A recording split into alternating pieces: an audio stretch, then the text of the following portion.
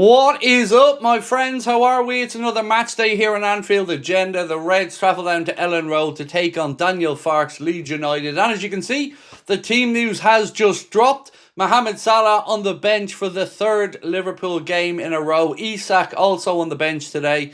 The 11 is, as you can see it there on your screen, ladies and gents, Alisson in goal. Connor Bradley returns at right back. Left back, Milos Kerkez. Centre back pairing of Kanade and Virgil. In midfield, Curtis Jones, Ryan Gravenberch, and then ahead of them, Dominic Szoboszlai, Florian Wirtz, Cody Gakpo, and Hugo Ekitike. The Liverpool bench today is Georgi Mamardashvili, Joe Gomez, Wataru Endo, Alexander Isak, Alexis McAllister, Mohamed Salah, Fede Chiesa, Andy Robertson, and Rio Ngamoa. So that's where we're at, ladies and gentlemen. That is where we're at. Can we get a win? I see straight away in the chat. We can, but I'm not very confident of it. But we can. You know, like I said, I'm not going to sit here and say I'm coming into this one full of optimism. I'm not. But let's see what happens. Ginger Red Swede, how are we, dude? First super chat of the day. Weekend work. Otherwise, I would have been here all evening from the heat and steam of the kitchen. I wish everybody a pleasant stream. Working well in the kitchen, bro. Bet you're pumping out lovely food this time of the year as well. Appreciate your support, my man, and thank you. Welcome in. I hope work passes quickly for you at least, and thank you for taking the time to drop in and say hello. Hello. Right, let's have a look at the Leeds United team as well really quickly. It's Perry, Bogle, Goodmanson, Roden, Bijol, Struijk, Ampadu, Groove, Stack, Okafor, and Calvert-Lewin. So that's the Leeds United team. The real Johnny Sins hates, how are we, bro? Said, cheer up, Craigo. Today's a win-win situation. If we win, we celebrate Liverpool wins. If we lose, then we celebrate Slot's imminent sacking. I feel like you're going to send me a similar message every game now, bro. I feel like that's the way. But you're not wrong. You're not wrong. That is kind of where my head's at as well with it. Of course, I want us to win, but honestly, at the minute, I'm not feeling overly optimistic. You know, this is always going to be a tough game today. Even if we were in the best of form, Leeds have had a good week. Beat Chelsea 3-1. Relieved some of the pressure off Daniel Farke. And we know what Elland Road is going to be like. So our players are going to have to step up and fight for every ball today. And fingers crossed they do. I wonder what Reds fans will give Trent on the 4th day of Christmas. Who knows? Who knows? That was a funny thing to wake up to this morning. I'm getting my I Shot Trent t-shirt ready. Loads of people looking at me now going, you what now? Yeah, I know. I was confused by it as well. Because I woke up to a message this morning going, why did you shoot Trent? And I was thinking, I what now? Yeah, 4 Tunes video. They did the 12 days of Christmas, and day number 4 is yours truly getting out a rifle and apparently shooting Trent in the knee. There you go. I mean, I don't remember doing it, but, you know, stranger things have happened. Getting real Suarez, Rodgers, 13-14 vibes from Salah last season. You're not the first person, mate, to mention that. But look, today, I've a really weird set of emotions today going into this game. I'm usually very optimistic we'll get a result. Today, I'm fearful, but I want to be proven wrong. I have to say, I want to be proven wrong. I want Liverpool to win today, but I don't know. How are we all feeling? Are you guys confident in the chat? And how do we think about the team? Happy enough with the team selection? Is this the deciding game for Slot's future? The honest answer to that, I feel, is no. It should be. In fact, let me go one further. It should have already been decided. But at this point, I don't know what it's going to take. I really don't. Yeah. Like I've said before, I don't want it to happen because I don't like seeing Liverpool sacking managers. But I'm not going to stick my fingers in my ears and just pretend everything's great when it isn't either. So, let's wait and see. I see Federico is being played to warm the bench again. It's a disgrace. I know. The man saves the manager's job. And let's be honest, he probably did. And you see Manchester City, last I checked in, we're putting Sunderland to the sword at the Etihad. So, you know, this has to be taken into account as well. We were lucky to get a draw home to Sunderland. Arsenal lost today, so they dropped points. And again, doesn't mean anything to us at the minute, does it? Because we're not in the race up there at the top. Love your show. Lee Fan Giovanni from South Africa. Thank you, Giovanni. Much love to you, my friend. Always really well supported from our friends over in South Africa, bro. Thank you. Salah was absolutely awful. And unless coming off the bench at home against Sunderland, all the Salah fanboys are crying again. Can't stand them. Look, I hate them as well. I do, because they're not Liverpool fans. They just moonlight as Liverpool fans when things are going well. But look, let's say this. Remember last night on the stream, those of you that were with us, I said I get the feeling something's not right behind the scenes. And I said to you, I think when Mohamed Salah goes off to the AFCON, you're going to see some headlines and some bitterness start to come out. And that will only be intensified with his third game in a row on the bench. So it feels like Arne has made his mind up. And there's no getting out of this one and saying, oh, I'm rotating. Third in a row, he's got to own it now. And look, I'm fine with it. It's probably the right decision. But it's another brave one. And, you know, I've said I want the manager to have a pair. He's benched Salah again. But if he still can't get a tune out of this team, I think it's going to cause trouble for him. Victor said, don't you think it's a burden that we have two strikers that should play? I feel like both can never get momentum this way. Certainly, I would have played both. Now look, it feels like he's managing the workload on Isak at the minute. So I kind of do understand Victor to some extent, maybe why he hasn't played both. Because they both had niggles or issues as of late. But in an ideal world, definitely. You know, you'd say put Wirtz on one side, Ekitike on the other side, and Isak through the middle. And I would like to see more of them playing together, mate, definitely. Danny Bingham said, I'm slot in, but I'm mad with this 11. Love Gakpo, but shouldn't be starting in current form. Rio's been wasted. Why no Isak and Ekitike starting? I would have to think it's just the workload on Isak, because he did say during the week that it's very unlikely that he'll play the full 90 for the 4 games we have. You know, the one just gone, this one, Inter Milan, and then the game next weekend. So I kind of understand that selection, to be honest. I would love to see the two lads play together, same as everybody else.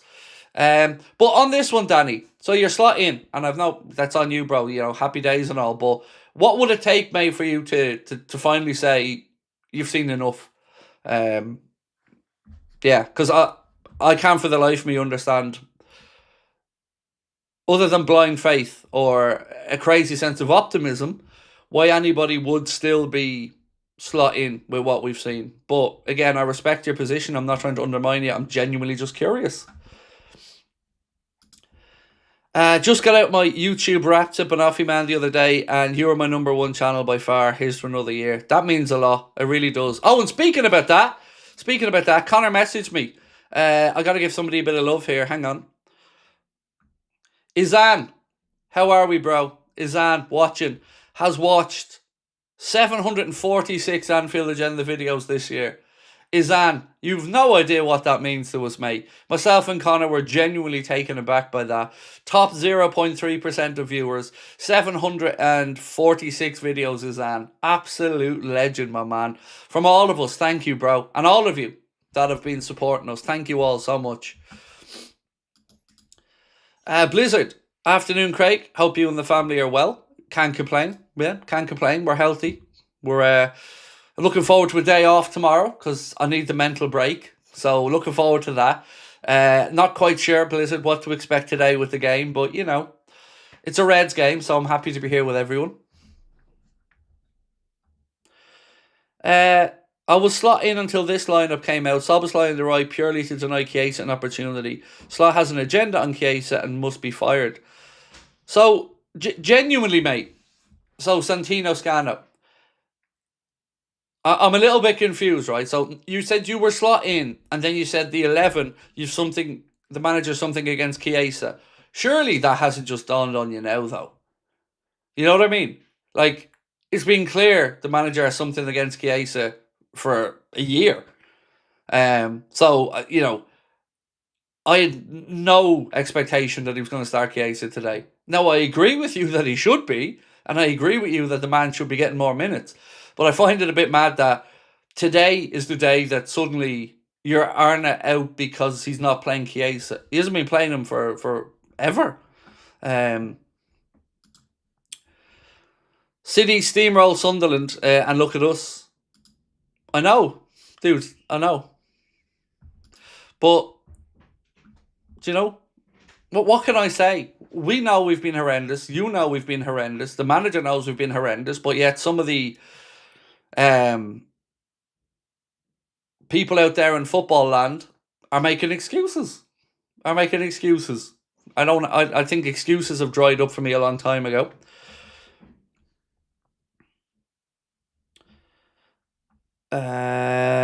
It's been clear for 2 whole months he's not the coach to take us further. See, I'm with you, Stephen Wintle. About 2 months is kind of where my head's at. Maybe even a little bit less than that. I had doubts before the Villa and Real Madrid games, but then I'm not going to lie, it did make me a lot more upbeat with those 2 wins, and I thought, oh, okay, he's answered. The players have answered, and then we went straight back downhill with some absolutely unbelievably poor results and embarrassing losses, and then trying to make out like a draw to Sunderland at home was anything other than embarrassment as well.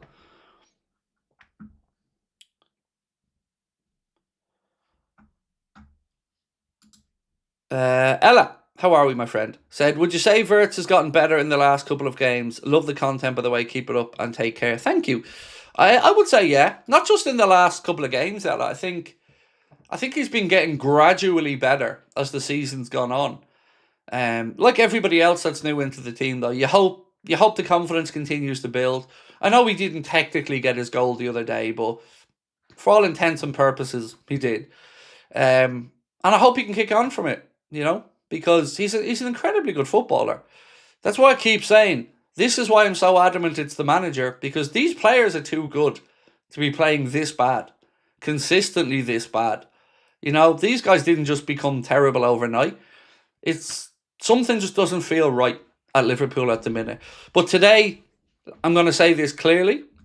There will be no hiding place on the pitch at Elland Road. There won't be any hiding place, because Leeds are going to hunt. The fans are going to be on our back. The Leeds fans, I mean. And there'll be nowhere to hide out there. So we'll get a good indication today if these lads have the stomach for the fight. And if they're working for the manager. So let's wait and see. I'm not overly optimistic, but let's wait and see what happens. If we win today, and I mean this, and I'm saying it now, before the game, that will go a long way with me. Because beating Sunderland at home, which we didn't do, tells me nothing. But going away to Leeds, under the lights, with a confident team that have just beaten Chelsea and a fan base that are going to be absolutely up for it, if we can win there today, I'll give them credit for that. I really, really will. Gakpo again in the same formation, going to struggle, said Roshi. Look, I think we as fans focus too much on the formation, because ultimately it doesn't matter what formation you're playing if the players aren't doing the hard work.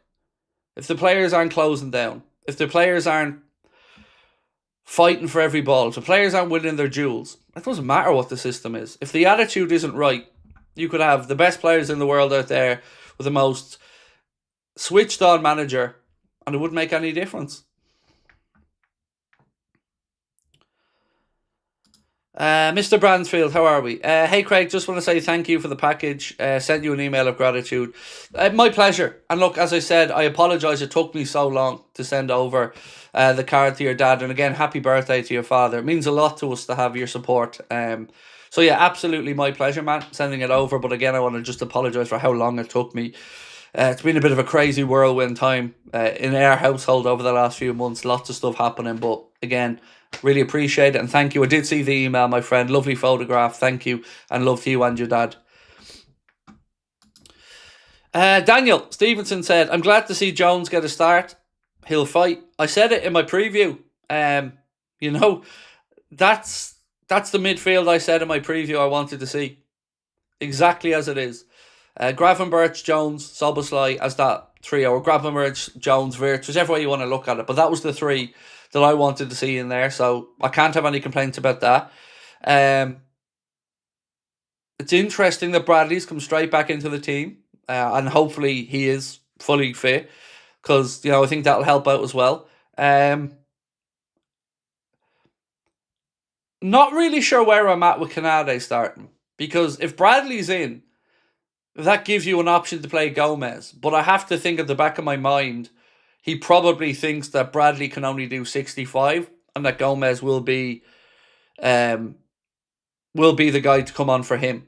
So that probably, in my head, at least I'm trying to justify why he wouldn't have benched Canade. That's the only thing I can really think of.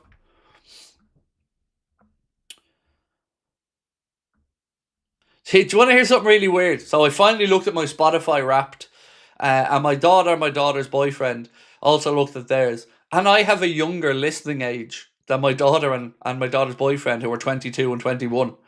My listening age was 34, so I'm quite proud of that one. I'll take that. 10 years younger than I am.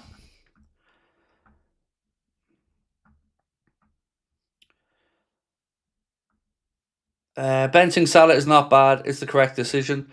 Look, I just said it was a brave decision. And I think it's going to tell you something. I made my prediction that this is going to start to get a little bit toxic, and I'm very confident I'm going to be right. You won't, when he goes to the AFCON, this situation's going to change. I'm telling you, you're going to see stuff coming out, and it's going to start to get a little bit negative. Yeah, so let's just wait and see. That's my prediction on it, because it's very hard to manage the decline of a superstar and the exit in an upbeat way. I hope it doesn't get bitter. I've said this yesterday. I spent a long time talking about it. I think if he is to head off, he deserves a big send-off. It deserves to be done on good terms, and it should be a win-win for everybody involved.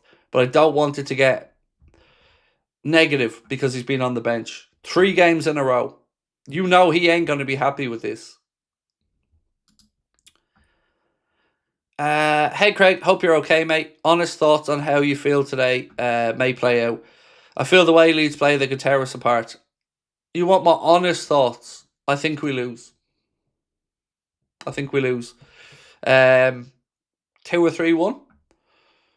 Because how can I sit here and honestly feel like we're going to suddenly put in a shift?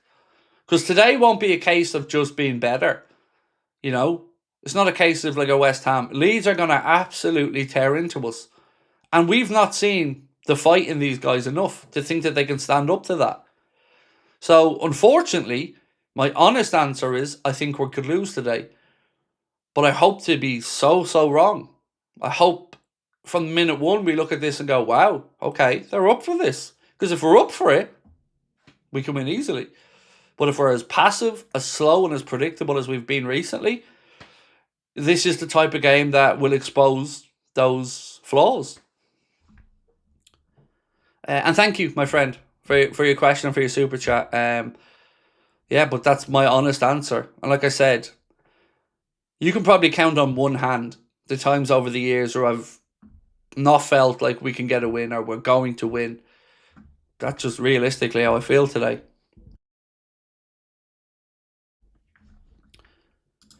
Slot not starting, the man who saved his job. Yeah, but look, did we expect any different? It shows very clearly that he has an agenda against Chiesa. And look, I'm sure because I use words like agenda against Chiesa, people will go, that's toxic. But I'm right. And I don't care what a journalist or anybody else says. There isn't a Liverpool fan that I know that doesn't think he has an agenda against Chiesa. Simple as that. He's undermining his own squad strength. And I've said this for 2 years now. He's undermining it by not playing Rio. He's undermining it by not playing Fede. But ultimately, like I've always said as well, it will cost him. He lives and dies by these decisions as a coach. Stevie Boy said, benching Mo, I agree. Do the same with Gakpo. Again, I don't disagree. I'd love to have seen Ekitike out there on the left today. I'd love to have seen Rio Ngamoa out there on the left today. But, am I surprised to see Cody playing? No. And by the way, I think Cody was the lowest points that I gave out in the last player ratings. And people know I'm not a Cody hater by any stretch. I've stood up for Cody Gakpo on so many occasions on this channel. But he was horrendous in the last game. Really, really poor. And like I say, no accountability. And you can pick and choose. You know, no accountability for so many players. Canada, no accountability. David Massett said, how is Gakpo starting again? Manager's pet. I don't know, bro. But I'm going to ask this as a poll because I want to see what the general consensus is.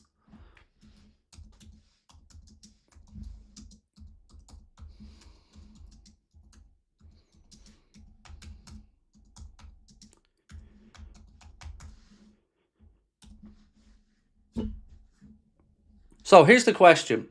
Are you annoyed that Gakpo starts?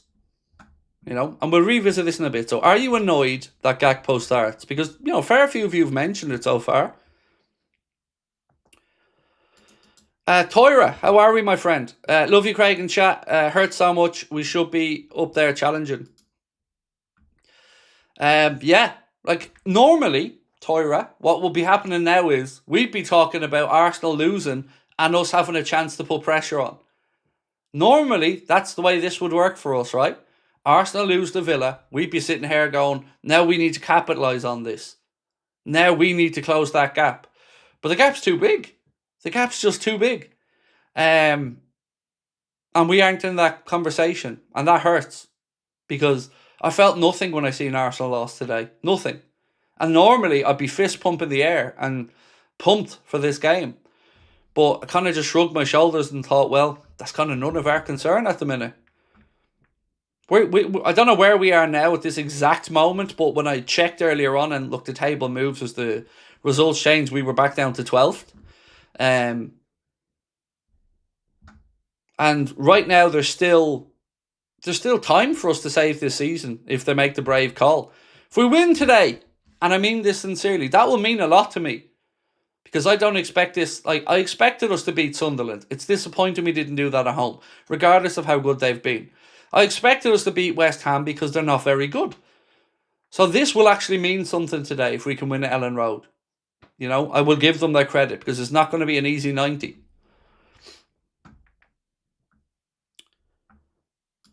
Mikey, how are we, bro?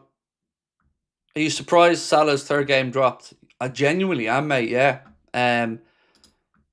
Because now it's nothing about rotation. Now it's nothing about keeping him fit. Now it's, I don't think he's doing a job in the team. And look, let's be honest. It's the right decision. Salah's not the cause of all the problems, but he was a problem. So I do think it's the right decision. Nessie said Slott's press conferences is as bad as his tactics. Like I said yesterday, I can't even bring myself, Nessie, at the minute to watch the press conferences. I'll only read the transcript. Because... oh, fuck's sake. I genuinely can't stand looking at our manager at the minute. I can't. Everything he says, I'm interpreting in a way that it annoys me. And I can't bring myself to watch them. I just read the transcripts to see what he says. Because every word that comes out of his mouth now just winds me up. Because I think it's just 80% waffle and bollocks. Favourite player in the squad right now? Good question, Ella. Thank you.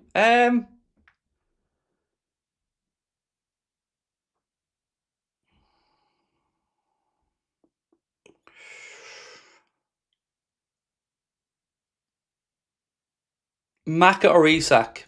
Maka or Isak? No, I'm not saying they're the best players in the squad. But I've always had a really soft spot for Alexis McAllister. Although he's not been good enough this year.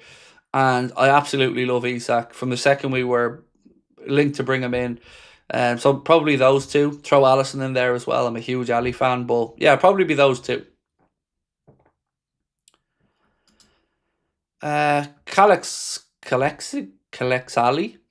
Says sorry, mate. Said completely agree. It's very rare I go against a Liverpool win, but that feeling shows exactly how bad a moment we're in.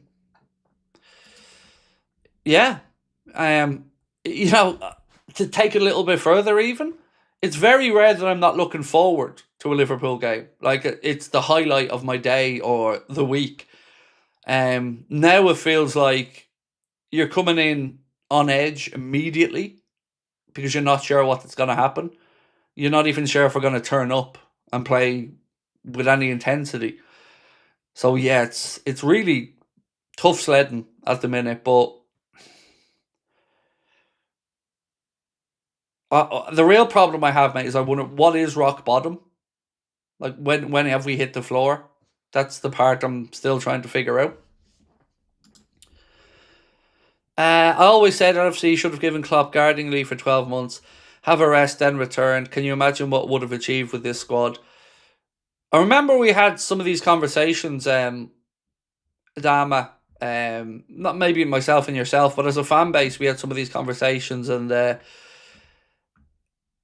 my fear at the time on that, and by the way, I don't think it was the worst idea in the world, but my fear at the time on it is, like, let's say you brought in somebody for that year, and I don't know who it would have been, but that person, let's say, won the league, like we just seen there with Arnold. So let's say Gerrard came in as an example for a year and won the league. It's a tough call then, isn't it, to go, cheers for that, bro, off you pop. The manager who didn't win the league the year before, he is coming back in now. So yeah, it would have been a weird one, but look, anything that could have kept Jurgen around for longer, I would have been on board with. Looked at YouTube recap. I watched 884 AA vids. What a legend, Adrian. That's incredible. Thank you. Thank you, thank you, thank you, mate. That's incredible. I don't think even I've watched that. What has Canada done to deserve to be on the pitch? Not be injured is the best I can give you. I think I can't think of anything of substance. Yeah, a player who, like Federico Chiesa, can't get minutes. All I can think, Gary, is he's fit, and Gomez maybe needs to be there in case he needs to put Bradley on the bench if he, can only do 65. It's the only thing I can think of.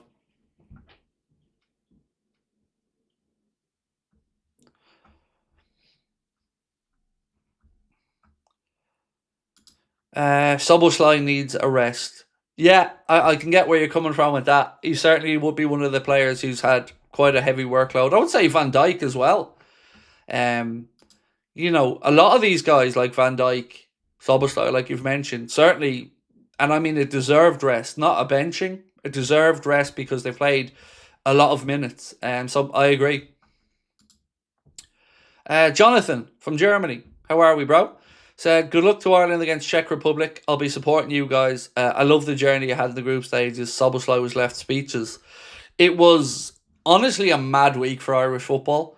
Going into that Portugal game, no, we had to kind of probably win both that game and Hungary away.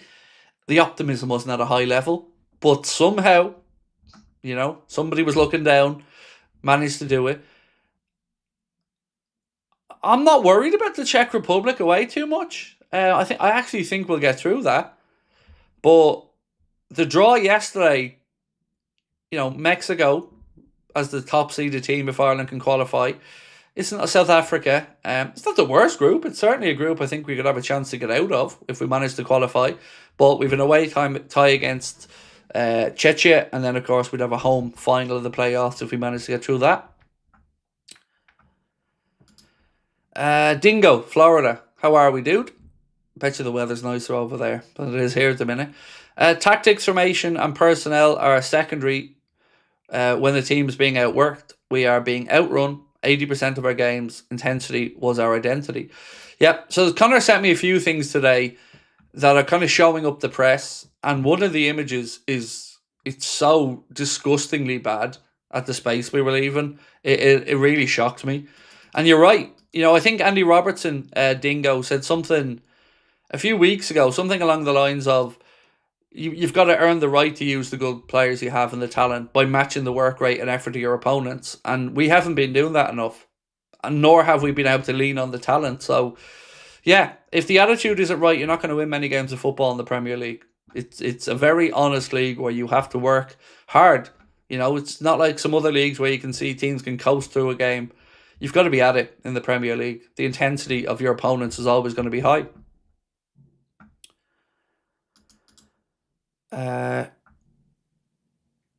Jurgely said Slot has to go, no doubt. All the youngsters and great footballers like Chiesa, Kwanzaa, Bajcetic, Clark, Dan's left out each time. Shame. Well, Dan's been injured, so wasn't available. Bobby Clark's not a Liverpool player. Bajcetic has been injured. Kwanzaa was sold and is on the bench today for Bayer Leverkusen. I checked that earlier on. And Chiesa, no argument on that. His treatment of Chiesa is shameful, and I don't have another word for it. Well, do you know what? Actually, I fucking do. Unacceptable, shameful, disgraceful, pathetic. Take your pick. Yeah. Look, every manager has favourites, but usually your favourites for a reason, because you think you can depend on them. At the minute, I don't see too many in there the manager could really put his faith in. Genuinely, rock bottom could be today, mate, if we lose heavily. Report said that Ireland needed 7 points this week, so if he loses today, that could be it. I don't know if Report said that or if Carragher said that. You know, my memory was that Jamie Carragher said 7 points from 9. Honestly, I think that's even not good enough. I think 9 points from 9 should have been the minimum expectation. West Ham, Sunderland and Leeds. So even at 7 for Carragher saying that, I thought, no, mate, 9. 9 should be the target there. This is the easiest run of fixtures anybody has in the Premier League at the minute. The 8 games, up the analyst said this was the easiest run of any Premier League team. And again, we got away with a lucky draw against Sunderland.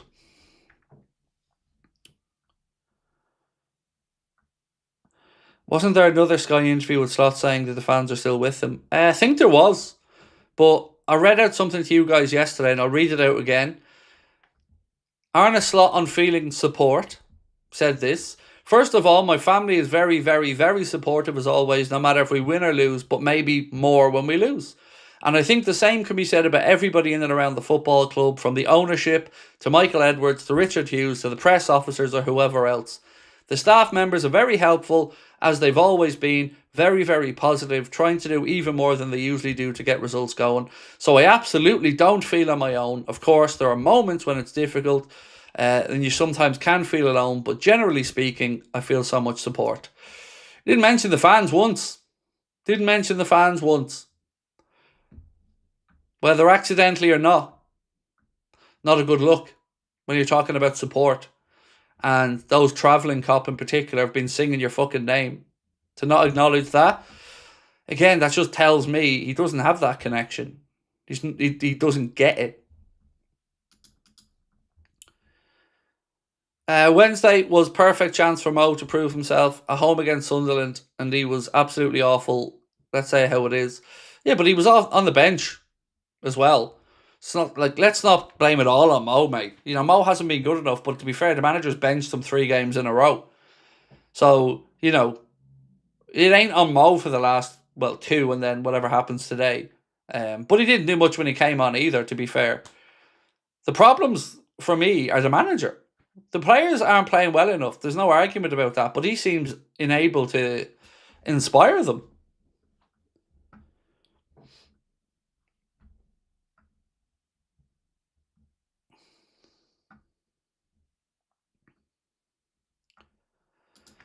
At what point was Fede agenda confirmed for you?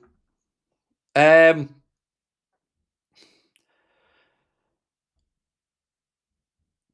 mean, last season I was struggling to figure out why, but I almost was willing to give Slot the benefit of the doubt on Chiesa because he spoke about him playing catch-up all year. And he had been kind of consistent on players not getting into the team when they were playing catch-up. So I was on the fence about it for most of last season, but still leaning towards him not rating Chiesa. When he didn't sell him in the summer, didn't take him on the pre-season tour to Asia, then I was absolutely in no doubt. And as the season's gone on, it's just made me more and more angry for 2 reasons. 1, the treatment of Chiesa. And 2, he's fucking himself over. He's limiting his own options when his options in attack are limited anyway. You've Salah out of form, Isak who hasn't been fit, Gakpo who's been hit and miss, Rio who you won't play, Chiesa who you won't play. He's limiting his own options. It's stupidity of the highest order.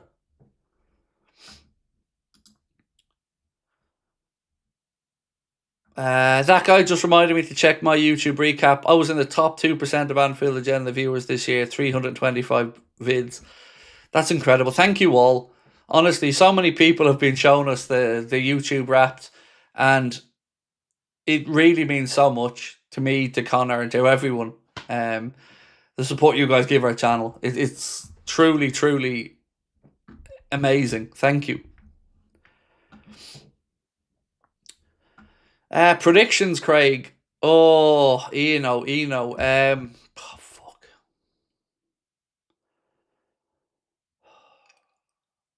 I'm going to say we lose 2-1. Yeah. Unfortunately, Ian, I'm going to say we lose 2-1. I'm just being honest. Oh, God, I hate saying that. It just feels so wrong to say it out loud. Like, yeah. Look, like I said, hopefully I'm wrong. Hopefully we win and I can say, wow, well done, lads. That's the reaction. Because that's what I want to be saying. Jurgen Klopp Masterclass said, I know Klopp would probably never come back, but I miss his aggressive and passionate playing style as well as not making excuses every interview. I know, to be fair, he did have some excuses, Kloppo. But I get what you're saying and I agree.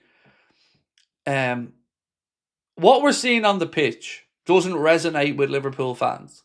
Because what we've always loved was honesty of effort, right? And I've spoken about this yesterday. If you look at the players we've all fallen in love with over the year, they've either been like just superly skillful, talented guys, or they've been hard work and honest pros. Your Andy Robertsons, your Dirk Coutts, your Jamie Carragher's. And when we don't see that honesty of effort out there, that really annoys Liverpool fans more than losing because somebody made a mistake. When you don't feel like the people out there are doing all that they can to fight for the badge, the city, the team, it becomes very hard to stay behind them. Because you accept the loss if you feel like we've been just beaten by the better team and we weren't outworked or outfought or out-hustled. We've just been too passive this season.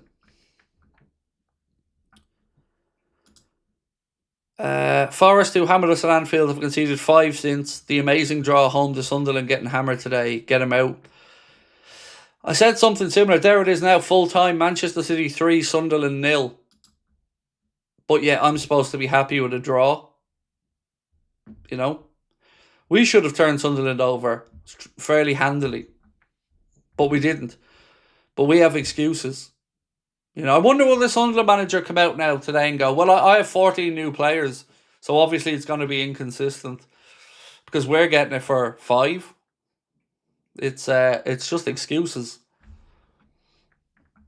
Bournemouth 0, Chelsea 0 in that one as well.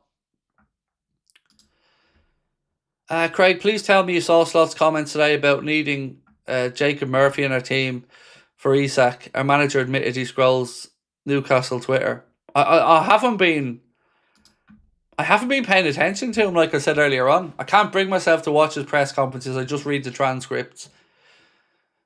Because everything he says now just annoys me because I'm in that kind of headspace with him.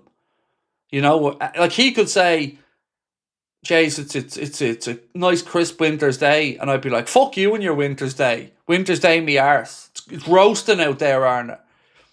You know, that's kind of where my head's at with him, to be honest.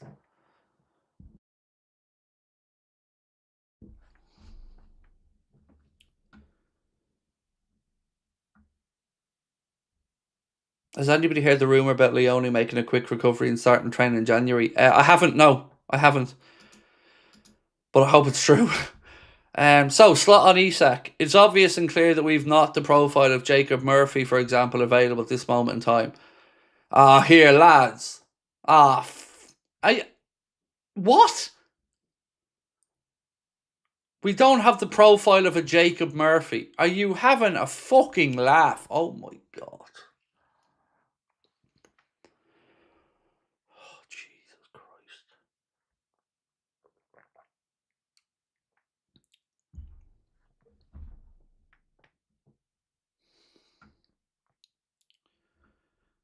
Is that real? Like, Anfield Edition posted it. Like, where did that, Connor, you're watching, can you tell me where that's actually come from? Because if that's real, oh, Jesus, lads, if that's real. It is real. Connor's just told me it's real. And look, Connor's very, very, very quick to tell me when things are fake. He's on the money with that type of stuff.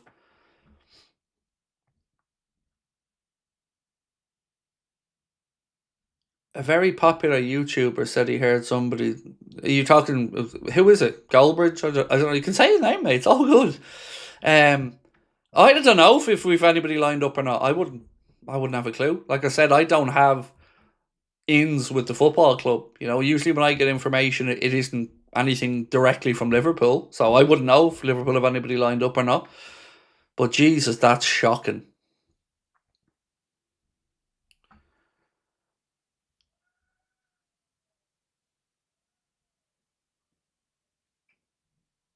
How do you say that? We don't have the profile of a Jacob Murphy.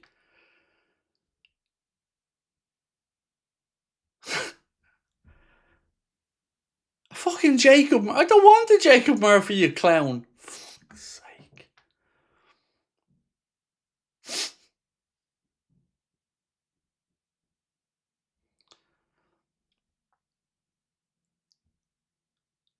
Jesus Christ. Flynn, Bob, how are we, bro? Of course you can have a shout out, mate. Thank you so much for your support. Have a lovely weekend, my man. I take a loss today if it gets Slot sacked. Said Doolittle's time to go. So he's got Rio Ingamoa there, a pacey, young, tricky winger who we won't play. He's got Chiesa, who can play in the wide area and get crosses in. And he's banging on about not having a Jacob Murphy. For the love of God. I'll tell you one thing, if you sign Jacob Murphy, mate, you wouldn't have a happy fan base, for the love of God.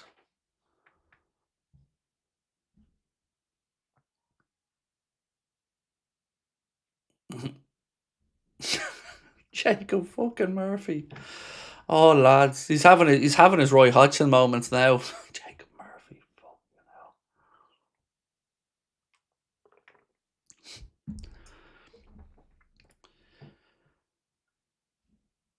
This is the day I didn't think was going to happen. So I woke up to find out it apparently shot Trent on 4-4 tunes, which made me laugh. Now I'm seeing quotes from our manager saying we don't have the profile of a Jacob Murphy. Is this a real day? Like, is this day actually happening?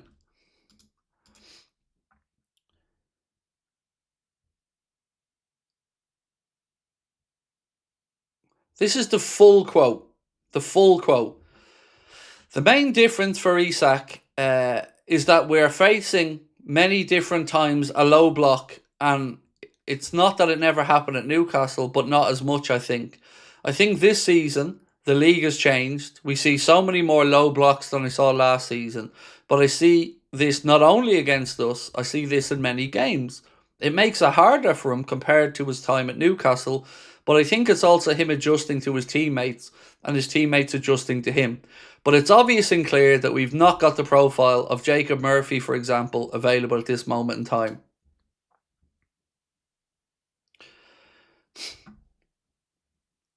What he doesn't have is the wherewithal to figure out how to get the ball to Isak quickly. That's what he doesn't have. And you can have all the wingers in the world if you're still checking back inside and playing aimless crosses to the penalty spot, to the invisible man. What a striker like Isak needs is quick crosses across the front of the 6-yard box, or him to find pockets of space and the ball to be pulled back to him from the penalty spot.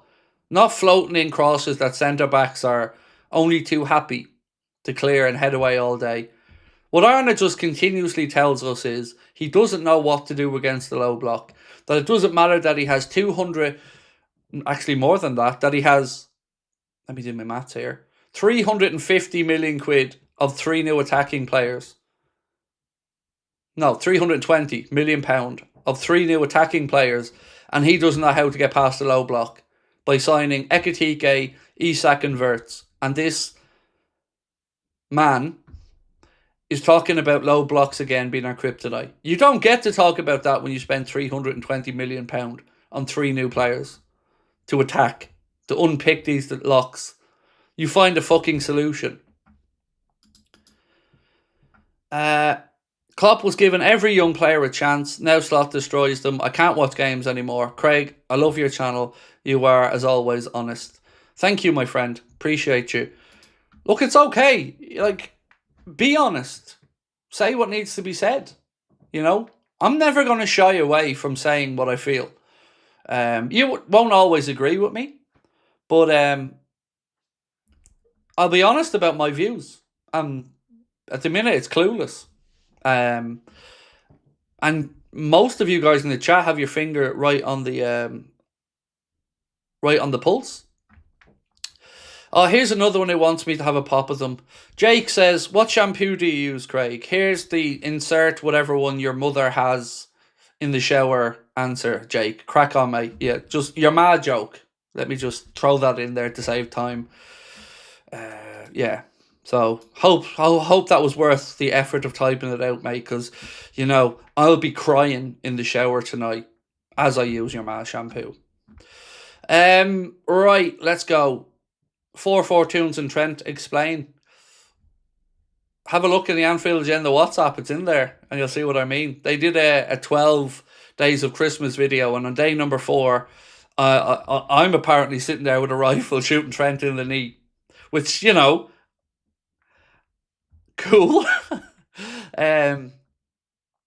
Yeah, I love stuff like that. I love being in 4 tunes. Dean always has, the owner of 4 tunes always has my permission to crack on with whatever he wants, because I love their sense of humour and I love what they do. And I want an I Shot Trent t-shirt now. You know, the I Shot JR one. Only people maybe of a certain age remember what I'm talking about with that one. I need the I Shot Trent t-shirt now. The ignorance towards Ngamoa is a travesty from the manager. Avoided replacing Diaz to bring through Rio.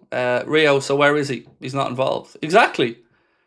Don't want to block the pathway for a player that he's blocking the pathway himself for. Make that make sense. Don't want to bring in anyone to replace Diaz because the club are mindful that they don't want to block the pathway for Rio. But don't worry because the manager's blocking that pathway himself.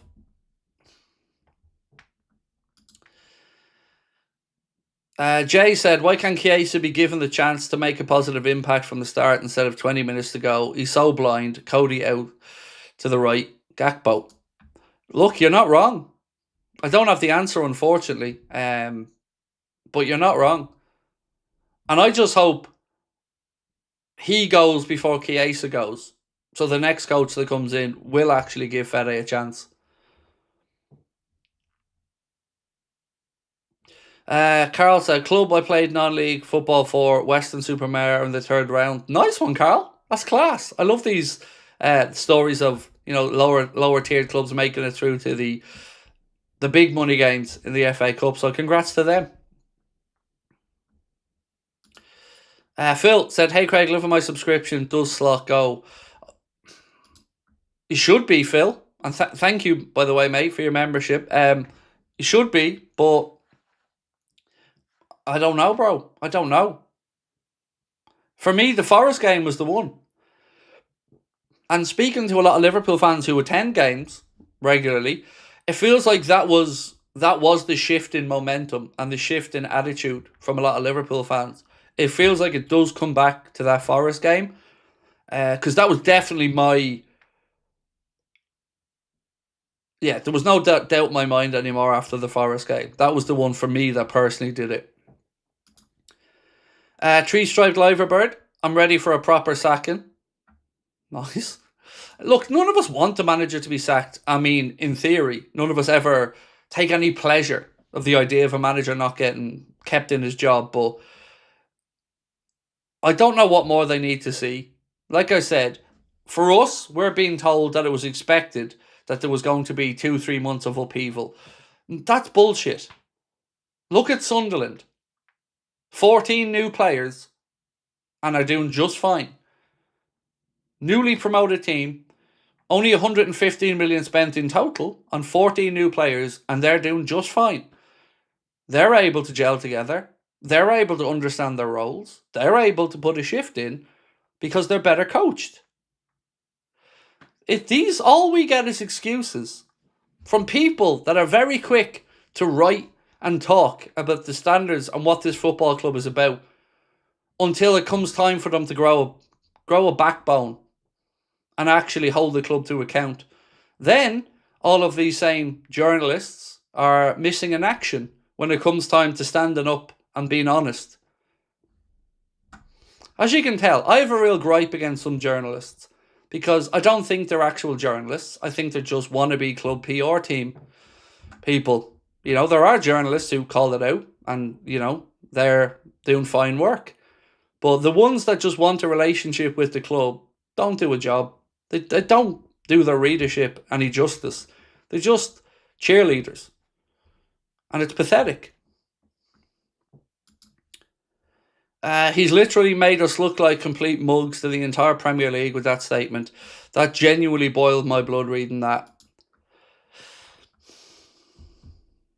Look, remember a few weeks ago, the real Johnny Sins, where I said, I'm getting fed up with him pandering down to opposition managers. You know, bigging up Enrique and PSG, bigging up Pep Guardiola. These aren't things I want my manager saying. And I definitely didn't have in my bingo card my manager saying we're missing a Jacob Murphy type profile. It just feels like,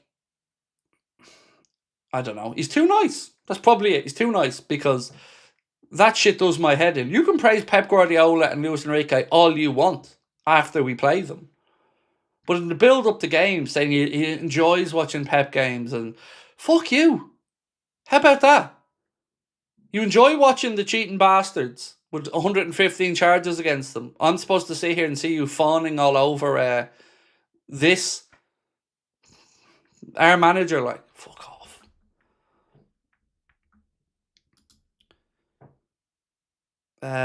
Is he now trolling around? Is he for real? I don't know anymore, mate. I don't know. You know, I didn't think that was a real quote till Connor sent me it.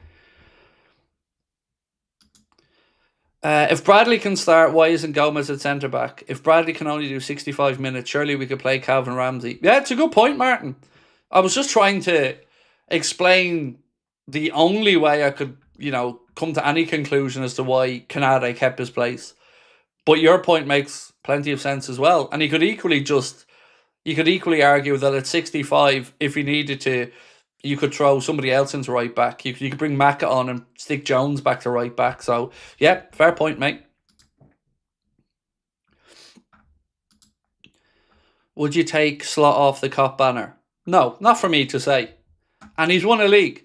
And whatever happens with Arna's time at Liverpool, he won us a league. You know, that will stand for something with me. And I would never dare tell the people on the Cop who spend their own time and money and are only trying to do supportive things with a good intent. I'd never tell those lads what I think they should or shouldn't do. And he has won us a league title, and that will always stand for something. But it doesn't mean we have to just give him carte blanche to come out with all this nonsense, you know.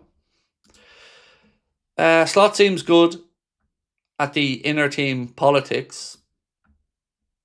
I don't know. I have a feeling we're going to hear something over the next few weeks that, you know, I think the Salah situation is going to get a little bit messy.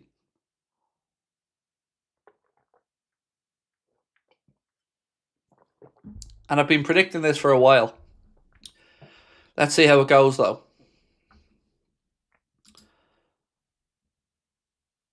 Mate, you shot Trent a bit too far, ain't you? Yeah, so in the last couple of weeks on 442s, I've shot him, and I've booed him, and I can say I've never done either in the real world. But look, I love being in 442s, and like I said, my son watches it religiously, and me being in that gets me good brownie points, and I love 442s. So they've told them they can feel free to use my image or likeness or whatever, however they like. They've got my full support. Every game I watch, I miss Lucho more and more. We're missing that press, effort and creativity. So if we're talking about a lot of those attributes, Joshua, I feel like it's only fair that we actually say we miss Darwin with a lot of those things as well. We don't miss his finishing, but the things that you've talked about there, which is, effort, press, the ability to make something happen, you've got to be honest and say Darwin gave us a lot of that as well. It's the finishing that ultimately ended his Liverpool career, but, I think, I don't know if it was Chris Bascom or another journalist wrote something that said, say what you want about him, you couldn't take your eyes off him. And that was spot on. You couldn't. He was always up to something on the pitch. Busy Media said, I think the PSG game really changed him. He went into that game with a defeatist attitude, in my mind. Like I said, PSG are sitting there saying they're going to come to Anfield and they're not afraid of Anfield and they're going to get a win and they believe in themselves. And our manager starts praising the shit out of them, talking about great brand of football and how great Enrique is. And we just beaten them 1-0 over there, and we're very lucky to do it. And he's just handing them the initiative of, yeah, they're a great side and I want to play like they do. And just stop it. It's so tin pot. They knocked us out and won the competition. And his mindset was that he wants to praise them before the second leg. I just never got it. Our Jacob Murphy saved him his job last week. Yeah. And is on the bench again, unfortunately, the Emir. Dave Jones, how are we, bro? Always lovely to see you, David. Said, hey, Craig, hope you and the family are well. Despite our form, I hope we can win tonight. Rio needs to play and Gakpo needs to be benched along with Canade. Well, let's check, Dave, in on our poll. So we asked, are you annoyed that Gakpo starts? We asked this question a while ago. It's just about to hit 4,000 votes. So we'll let it get, we only need 40 more votes, 30 now, to get to 4,000, and then we'll call it. 20, 17, 13, 9, nearly there. There we go, 4,000 votes. 71% of people that voted are annoyed that Cody Gakpo starts. And I'm one of them. I'm annoyed that Canade starts. At least I can somewhat understand Canade starting because of the lack of centre-backs. But the Cody thing, I get it. And I've been somebody who always defends him. I always said he chips in with his numbers. He does, but he was terrible in the last game. And, yeah. Let's see what happens today. Bald is beautiful. They're just jealous of you. Again, though, I'm not bald, Gary. That's the irony of this. If you want to talk about me being bald facially, probably. But on top, no, it's instruction from the wife. She just hates me with hair. She said I look like a scruffy teddy bear when I have hair. So, yeah. I could probably do a similar thing to the United strand. I could grow my hair until Liverpool win 5 in a row, but I'd be divorced at that point. Slot on Sky talking about fresh legs when he's got Rio and Fede sat there with the freshest legs in the league but never uses them, said Luke. Absolutely agree, Luke. Chris, my mum is in the hospital with a blood clot on her leg and lung, but I don't feel a bit guilty for missing this game as life's more important than football. Of course, man. And all of our love to your mum. I hope she makes a full and quick recovery, Chris. Please do pass on my regards and all of our regards. And I know the chat are with you as well, my man. Yeah, hopefully she's out and home soon, mate. And yeah, sending her love and speedy recovery. Do we sign Jacob Murphy? Please no. Please no. For the love of God, no. 200 million, Jacob Murphy. Here we go. I know we brought in world-class players, not my choice, but the profile player I think we really need, Paul Konchesky, Arne Slot, probably. Paul Konchesky. I've just about gotten over that era. Don't bring it up again, please. So, Arne Slot on Salah on the bench said, it's never an easy decision because we all know what a great player he is, but it's also up to me to pick the team that I think we need today. That's why I made the decision.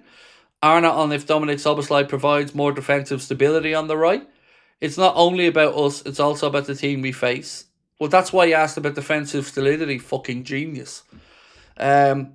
How can you answer a question saying, does Dominic Soboslai provide us more defensive solidity on the right, and then back it up by saying it's about us, it's about the team that we play. Yeah, Arnold, that's why they fucking just asked you that question. He goes on to say, in the last games I saw of them, they made it hard for City in the second half. I saw the same against Chelsea. We try to adapt as best as we can to their strength, and hopefully we can hurt them. Why does he never talk about us imposing our will, or our strength, or our style, or our tactics, or our aggression on any other team? He always talks about what somebody else wants to do or is going to do, and never talks about what we're going to do. Slot likes his lifestyle. Liverpool is his hobby, said Steve. I don't know, man. I don't know, Steve. It's just, I just want a performance. You know, I hope we're sitting here at 7:30 talking about a win. Silver Bear said latest on 115 Man City charges in November. Mate, I've heard after Christmas, March. It's just a never-ending thing, dude. Just nobody seems to know. Another season's nearly halfway through. Season number 6, I think, since these charges. It's just never ending. It's a disgrace. And the lack of transparency of the whole thing, although Premier League will say it's in the rules, the whole thing stinks. Football stinks. Oh, and while I'm talking about football stinking, Gianni Infantino is a fucking disgrace. A disgrace. That man, as the head of world football, is an embarrassment to football. That World Cup draw yesterday was a load of shite. It was cringy, and of course our mate Rio happened to be there in the midst of all this cringiness. It was so bad. So bad. Like, fair play to the journos, by the way, because I was watching them last night on Back Pages tonight, and they were saying, it was Ian Ladyman, and I can't remember the other gentleman's name, and they were both appalled by it, and rightly so. This bitch Infantino is politicising a game that is famous for being non-political. He's a greasy, grimy, horrible little shit of a man that is bastardising football. And it's an embarrassment to the game. That draw was a disgrace. 2 hours 45 minutes for a draw for a World Cup. With fucking YMCA there because Trump likes airwanks.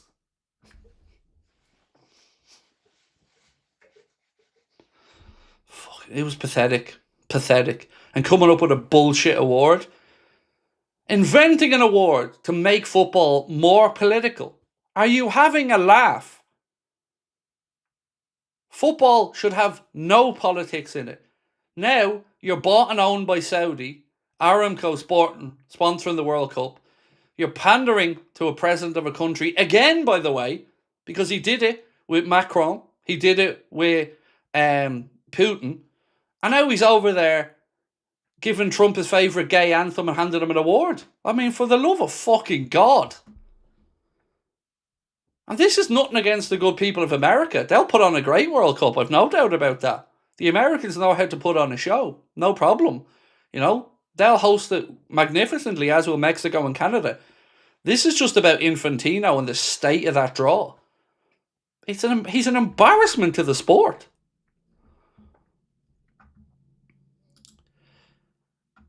No jinxing, but watch out for amateur mistakes at FC Pitchside. You should fight Rio. Rio wouldn't even take me up on a $5,000 charity bet a few years ago. Here, let me tell you a little story about Mr. Rio Ferdinand. So he clapped back at me over something I said before when he was on comms, and he posted it. But we had a little look into this. And Rio was so adamant to get traction with this. And Connor can correct me if I'm wrong, but I don't think I am. He posted it on multiple different platforms to try to see which one were getting traction and which one we'd bite back on. That's how tin pot Ferdinand is. And bring it. Bring it. I despise the man. I despise him. He was a great footballer, but I despise him as a pundit, as a human being. I don't like him one bit. And he is cringe personified in my eyes. And imagine a lowly little YouTuber and you're going on every little platform to try and post your reaction back to see which one gets traction. It actually made me laugh out loud. It was so tin pot.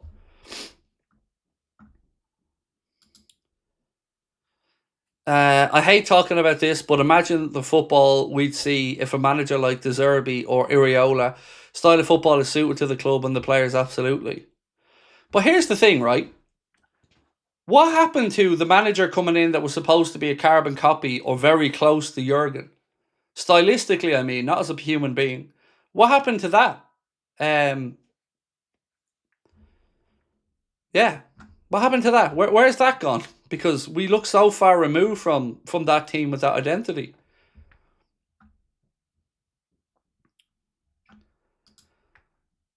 Benching Salah is a crime. The whole team is underperforming. Salah can score at any minute and came throughout for the team for a long time. Blaming Salah's not right.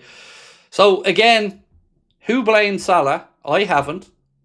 I didn't put him on the bench. It is the right decision. And what he did in the past means absolutely nothing now. You know, it's the right decision. I love Mo. Icon, legendary status, not even in question. But make no mistake, mate, he's not the same player this season. And Arna, I think, and I dare say a lot of people would agree, has done the right thing now. But, you know, no one's blaming Salah. But again, what I would underline is when you are a talisman, the highest paid player at the club, that comes with expectations. You know? You don't get a salary based off what you're doing in the past. You get it based off what you're doing and going to do going forward. And at the moment, he is a shadow of his former great self.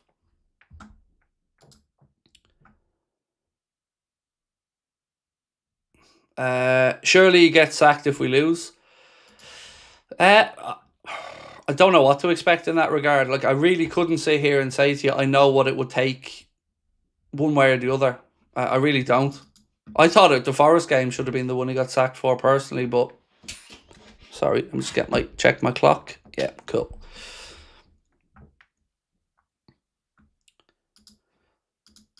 If Salah left in the January window, who would you want to replace him?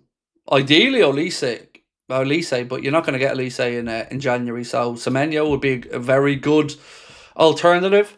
I want somebody who would come in and play immediately, and you know, Olise will be in that mix. Semenyo will be in that mix, but I think Semenyo is certainly the achievable one because of the release clause.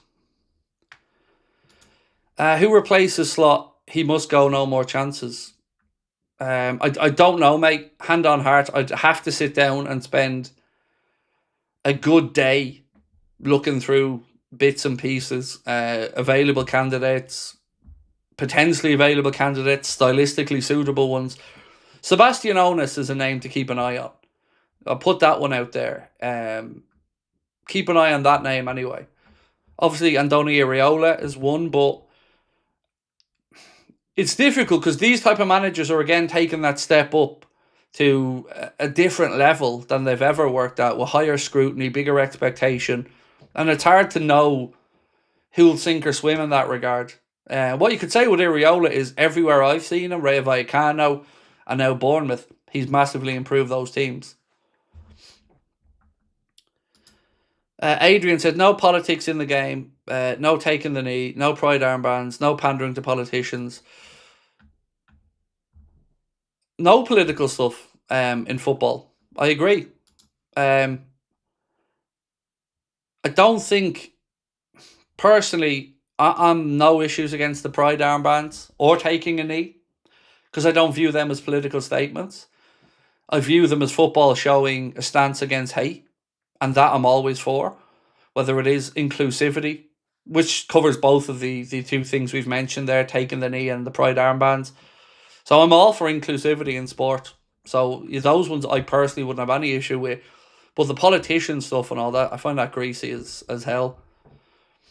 But I do think every player should have the right to accept or decline the invitation to wear the armband or take a knee. And I don't think any player should come under scrutiny for that. In the same way that that James McLean has gotten absolute dog's abuse for refusing to wear the poppy. That, as an Irishman, and the treatment he received never sat well with me. He didn't get any backing. Nowhere near enough fucking backing for the hate he was getting.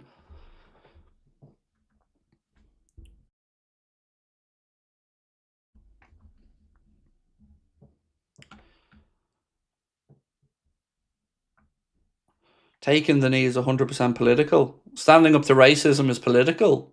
Now, you can say it's not an effective tool to stand up to racism, but it ain't political.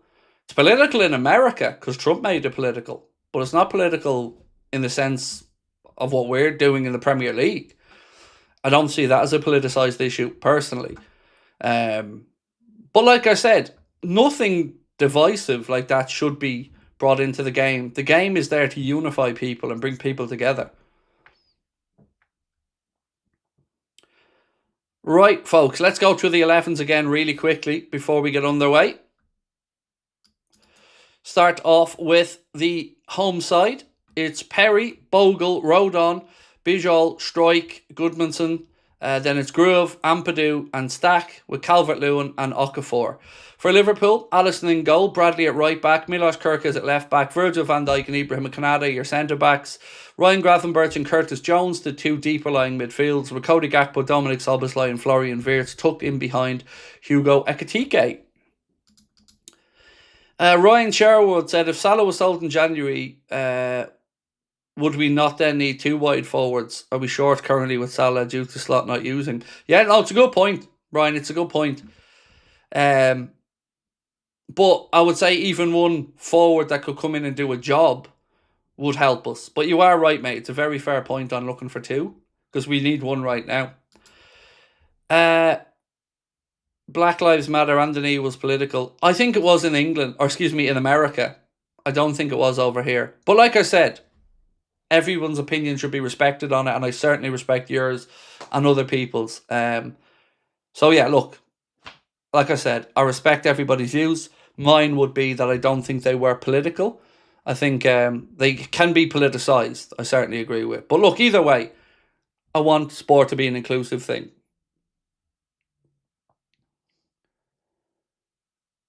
Right, we're underway, folks. Ball goes back to Virgil. And Virgil, of course, does the decent thing and launches it out long right side. Leeds headed back away. If you can, please do hit that like button for me. Oh, we didn't do it, lads. We've wrecked it. We didn't get the 1,000 likes. That's my bad. I never mentioned it. Damn, that record's out the window. Free kick here to Liverpool in a wide position. Szoboszlai over it.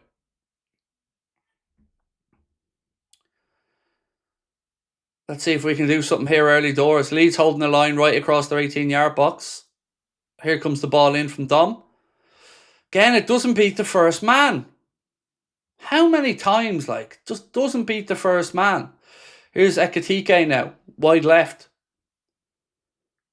No, offside flags up. Not beating the first man from that. Right, we are at... Oh, I'm a little bit too quick at my clock, so bear with me. I'm going to pause this for a couple of seconds. There we go.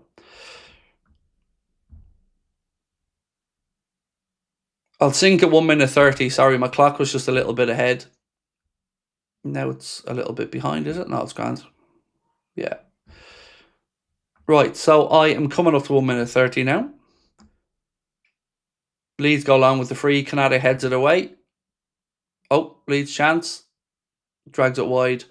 31, 32, 33, 34, 35, 36, 37, 38, 39 and 40. Right, Leeds go along with a free kick. Konate heads it. Liverpool lose the second ball, and then Leeds strike, drag thankfully wide of Alisson's left-hand post. But there you can see, straight away, duels being lost, and we are 2 minutes into the game. Scratch and Claimer said, Unai used a mediocre team to cause PSG problems last season without Donnarumma. They'd be out. He's the man that should be at Liverpool. No players this season, top three. Fede lost on a $10 play for 1,450. I don't know what the last part means, but free kick here to Leeds. Halfway inside the Liverpool half, slightly to the right-hand side.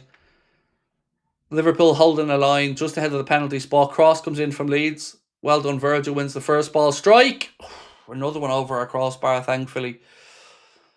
Only less than 3 minutes in here, Leeds have already had a couple of shots at their goal. This time the free kick's played in. Virgil does well, wins his header. Second ball drops out of the box. Leeds player volleys it. Can't get enough dip on it, thankfully, and it sails over the crossbar. Mike, how are we? Oh, and the Reds! I hope you're well, dude.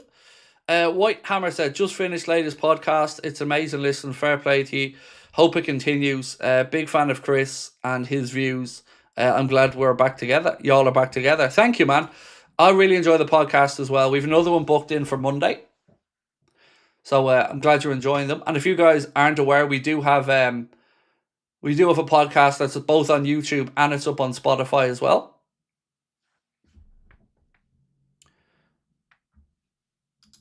Bad evening. Arteta must go before Slot, said Gunnar. I can't. I was surprised you lost that game today, mate. Bit of pressure coming on now with City winning as well. I'm intrigued to see how Arsenal respond to that. Leeds have won the ball back. It's back with a keeper. Keeper boots it long immediately. So you can see straight away Leeds are looking to go direct. Again, good ball down the left side. Kanade comes across. Bradley there with him. Gravenberch, good covering from Ryan. He puts it out for a Leeds throw-in on the far side.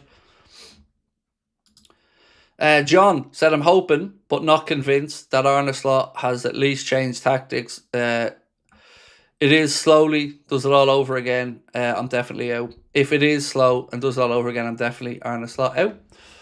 Well, we're 4.5 minutes in here, and it's been Leeds that have been doing all the pressing so far. Throw into Leeds now, far side of the pitch, which is going long. Players just dried off the ball. So here comes the throw in. It's there's not much pace on it. It's kind of looped in. Strike, block, corner, Leeds. Every second ball, lads. We've lost every second ball that I've seen so far in this game. Now it's a Leeds corner. So the throw-in comes. Our players over-jump it again. It eventually kind of falls to a Leeds player on the penalty spot. He hits it and well done. I think it's Milos Kerkez gets a block in. And it goes behind for a Leeds corner. Well done, Kerkez.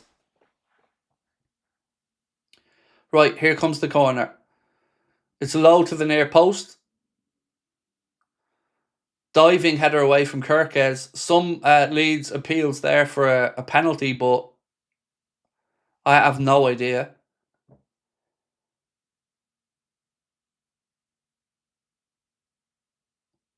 I've no idea if there was that in it. Let's have a look.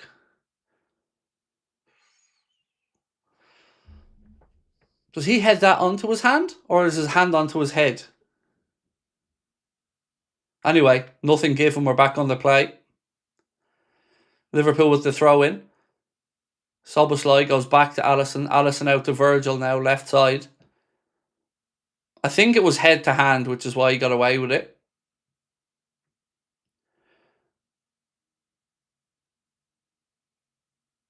Again, Leeds snapping into challenges. Verge making mistakes again. Fuck's sake. We overjumped so many headers, lads. Leeds right side. Cleared by Milos Kerkez, but it'll be straight back at us as Leeds have the second ball on the halfway line.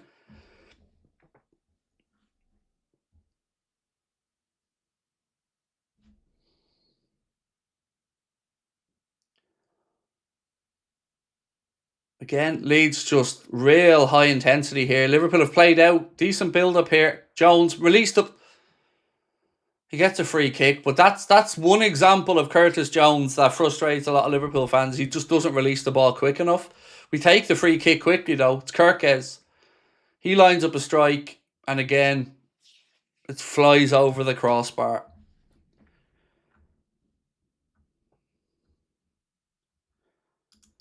Loss will be more beneficial than a win long term.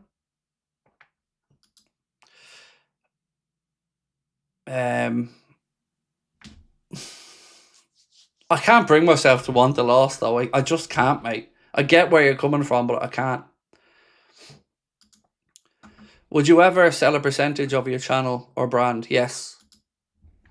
Somebody tried to buy it 2 years ago, and they weren't even in the right ballpark number-wise. We've had the channel valued, I think it was about 9 months ago. And yes, I'd be open. I can't speak for Connor, but I'd certainly be open to selling it, or to selling a percentage of it if it was a strategic investment that pushed us in the right direction or added some value to it. Anybody that has ever inquired about buying it, all the caveats have been that I stay on for 3 years, which again I'd be open to. Because there has to be an end game in it at some point, you know?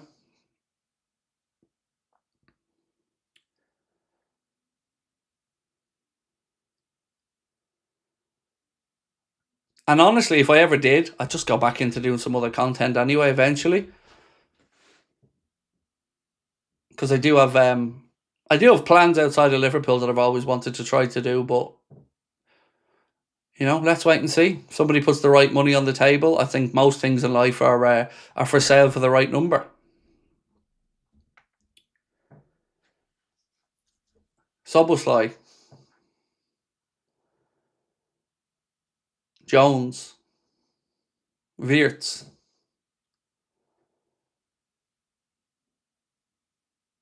Jones again. At least he drives us forward. I'll always give Curtis Jones that. He always looks forward. Wirtz, Gravenberch, Leeds now back, with everybody behind the ball. Kirkes, Wirtz, Jones. To Kirkes, Wirtz, Cody Gakpo, back to Jones. Nice little 1-2s, but the second ball is too loose and allows Leeds to play out and counter. Now they've got space down the left. Canade, well done. Canade back to Allison. Allison clears it out. Ekitike is so damn tasty. What I love about Ekitike Whitehammer, mate, is his energy and his work and his effort. He's just always buzzing around everywhere. And yeah, he's cross in from Leeds. Allison gets down and claims it. Yeah, he's always gives you honesty of effort. And he's a player that gets you up on the edge of your seat every time he's in possession. So I agree. There goes Gravenberch. Lovely little run by him. Ball to Hugo. Hugo to Wirtz. Back to Dom. Dom out left side now to Curtis Jones. Gakpo's in a wide area. Jones goes out to him. Cody cuts inside. Goes back to Jones. Jones rolls it across to Connor Bradley. Bradley with a good cross in. Leeds headed away. Second ball's retrieved by Curtis Jones. Left side of the Leeds penalty area. Kirkes. He fires it across. It's deep. Leeds keeper comes out. Cleans out Ekitike and the ball. Ref, fucking head injury there, fuckface. Are we ignoring the head injury, ref? We're just ignoring the rules now. We're just ignoring them. I don't care that we're on the attack, by the way. Our player's down holding his head after he got clattered by the keeper. And this gobshite. Look at... Oh. This is the bullshit about referees. A head injury is a head injury. And this was a clear head injury. Keeper does his job, comes out, gets a clean contact on the ball, and takes Gakpo with it. Or excuse me, Ekitike with it. But how on earth Anthony Taylor let that game go on, I do not know. He's a disgrace.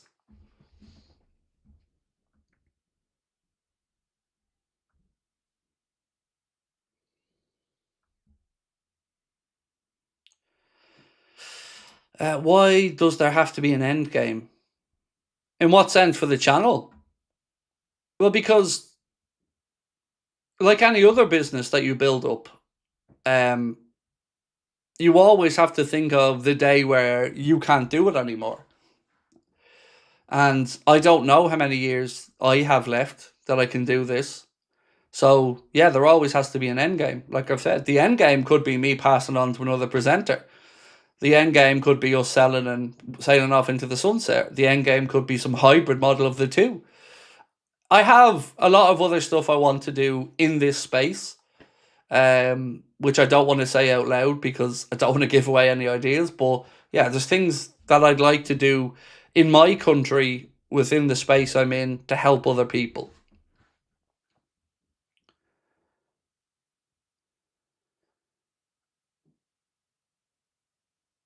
Honestly, I'm shocked he didn't stop that.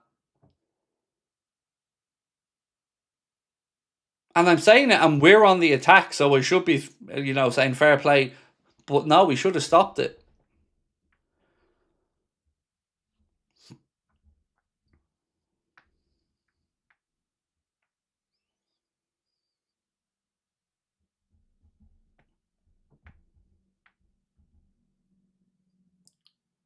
Throw into Leeds. Virgil steps up, wins the header, but the second ball drops. They've given it away though, Leeds. We have a chance here. Bradley, out right side to Soboslai. Back to Ibu.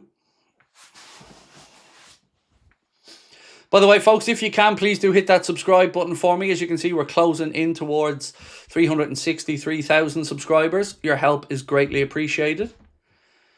Kanade to Soboslai.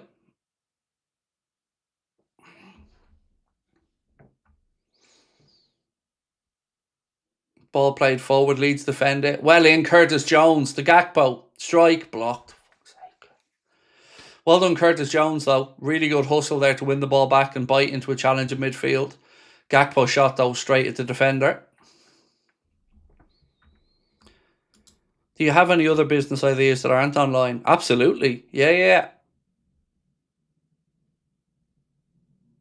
I most certainly do, sir, yes.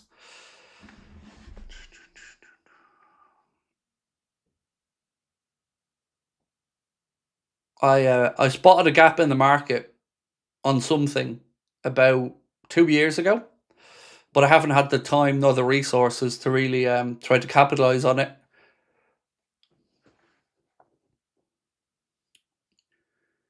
Virgil to Kirkes.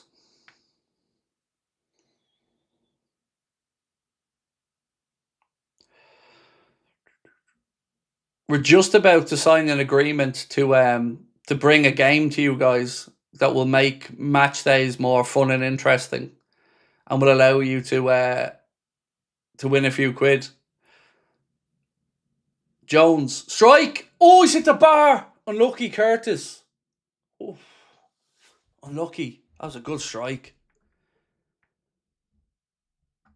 Jones is poor and slow. I don't know what game you're watching, mate, but Jones has probably been one of, if not our best player so far. So I don't know where you're getting these slow from. He's biting into challenges and really playing with good intensity and just hit the bar. Wirtz, Ekatike, strike, defended, blocked, back to Wirtz again. Second ball back to Ekatike, strike, deflection. Oh, Leeds keeper makes a save and it's a Liverpool corner. That's good play.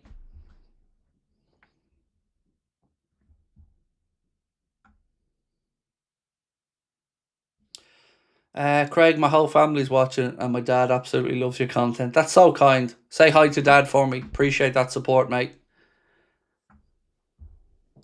Hope you make that big 1 mil one day, mate. Is it wrong that I'd rather have 1 million subscribers than €1 million at this point? Is that wrong? Because genuinely that would excite me more.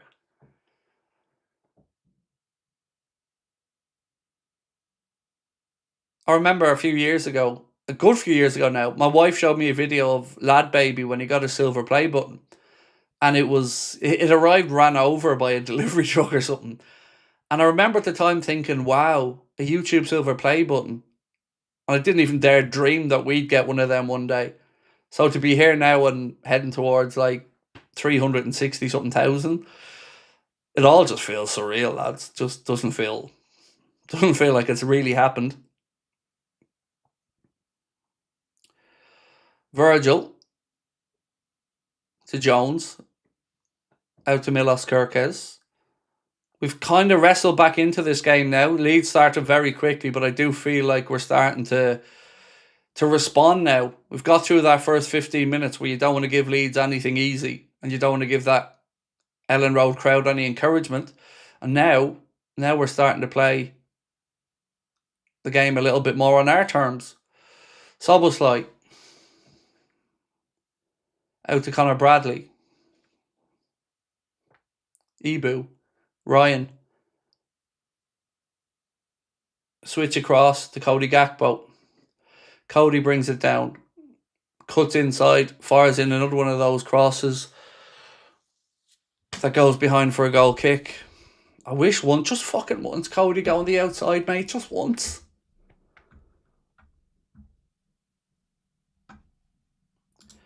Wish he'd start Jones more. He's got passion. Do you know what, Stephen? It baffles me, mate, that some people just won't acknowledge anything good Curtis Jones does. So in this game so far, in the last 10 minutes, we've had 5 shots, but none on target. Again, wasteful. The slot will hold this up as a sign that we're going in the right direction, but they're pointless unless these shots are making the keeper work. And also, I think that's wrong, because unless I'm absolutely mistaken, we just had a corner from the Leeds goalkeeper pushing a shot wide.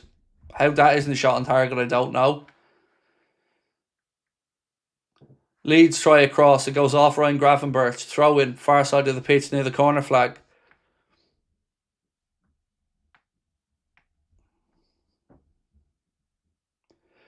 Here comes Ampadu again, across to dry off the football, so he'll be trying another long throw.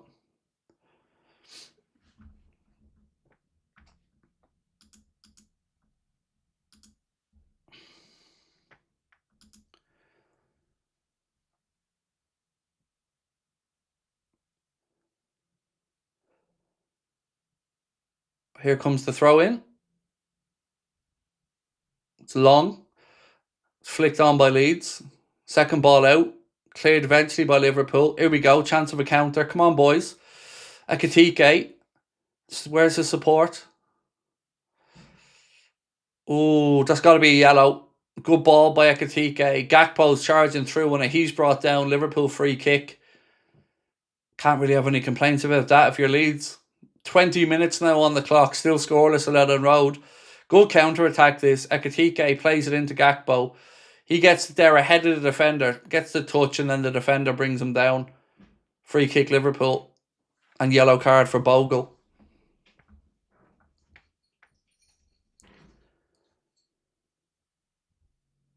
Right, free kick in a very decent position this for Dominic Szoboszlai. You know, it's not straightforward, but certainly within his range.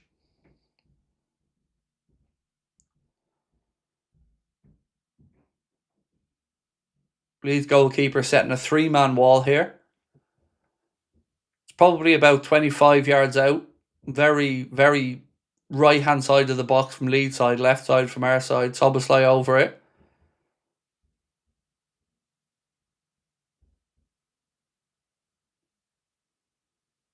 Ref blows the whistle. Here we go.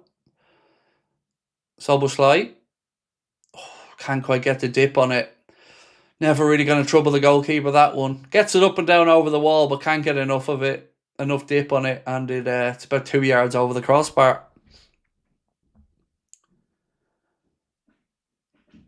Connor said, have to say Ekitike is miles clear of Isak as it stands. I agree.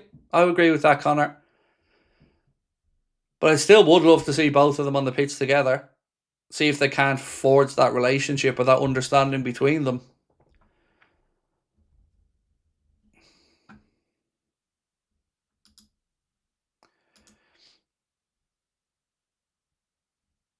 Bit of head tennis in the middle of the park.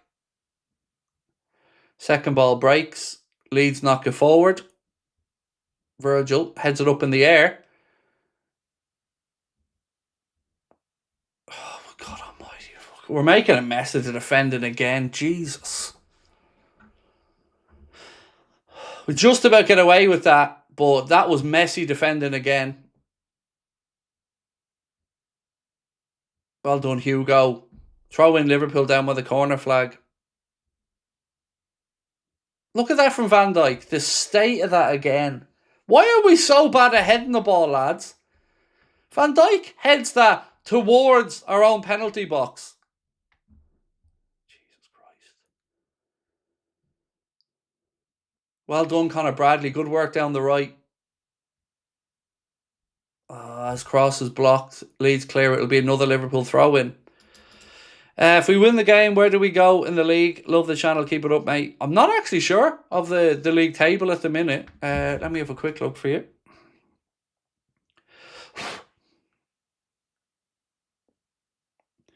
If we won, we would go 5th if we won. Virgil. We go 5th and we'd be behind the 4th place team on goal difference.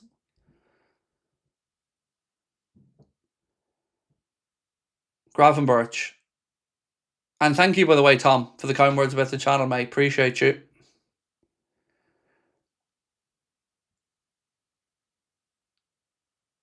Wirtz has it. Good, well done, lads. Soboslai. Gravenberch. Back to Bradley. Soboslai. Bradley.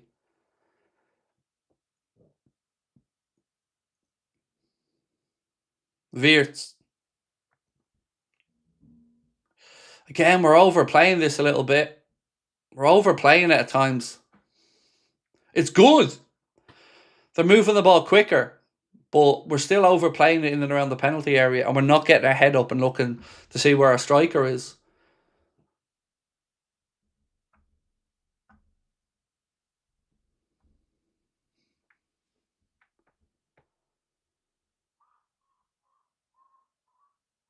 Virgil in possession, edge of our own penalty area. Goes out right side to Canade. Canade carries the ball into the Leeds half. Slips it down the line, looking for Ekitike. He does well, gets there ahead of the defender. Head up now. Still Hugo Ekitike. Back to Dominic Soboslai. Out to Conor Bradley. And somehow we're back in the fucking halfway line. Jesus Christ. Kirkes. How are we... Ball out to Bradley. Right side. Bradley cuts in to Wirtz. Bradley. Soboslai. Canade. Hospital pass out to Conor Bradley, who gets lifted out of it. Goodmanson now going to go in the book, I think, for that. Yeah, Goodmanson in the book for that. It was a full throttle challenge, but let's have a look at the replay. Canade with a hospital pass. Oh yeah, he goes through the man. No doubt about that. Goes through the back of Bradley. Yeah, no argument there. He goes through the back of Conor Bradley.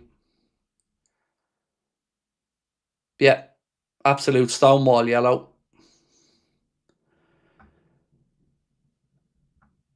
If we draw today, do you think Slot's gone? No, I don't. Unfortunately, I don't. But look, let's be honest about it. We've showed a bit of fight here so far in this game.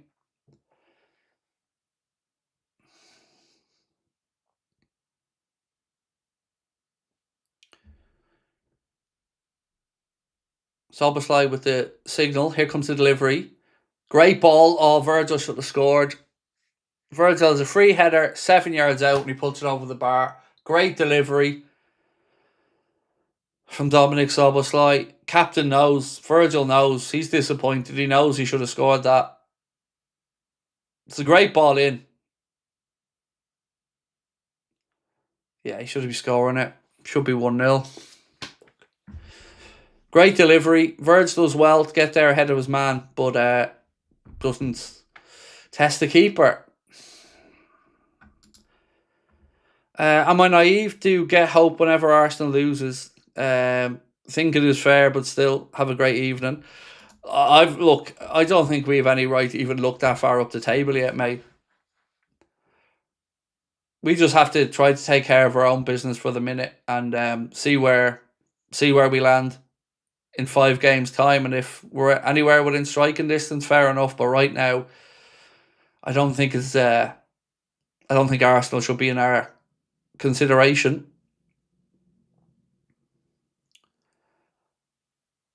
Jones, lovely ball out left side to Cody. Cross in.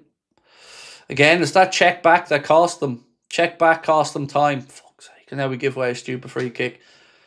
So Cody Gakpo receives the ball, drives forward. Milos Kerkez busts a gut to get round the outside to give him an option. Checks back in, cross, blocks. Then we give away a free kick. Same old, same old. Brian, thank you, mate, for gifting 50 memberships. And Brian said, when did Rasputin become the Leeds manager? Have you ever heard him talk? He reminds you of one of the Shrek characters when he talks.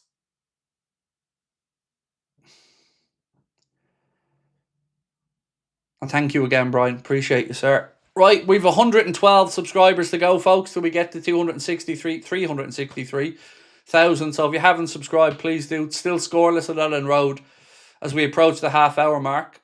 Canade.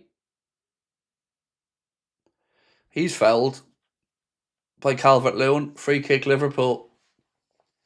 You didn't get the ball, Dom. You fouled him, you gobshite.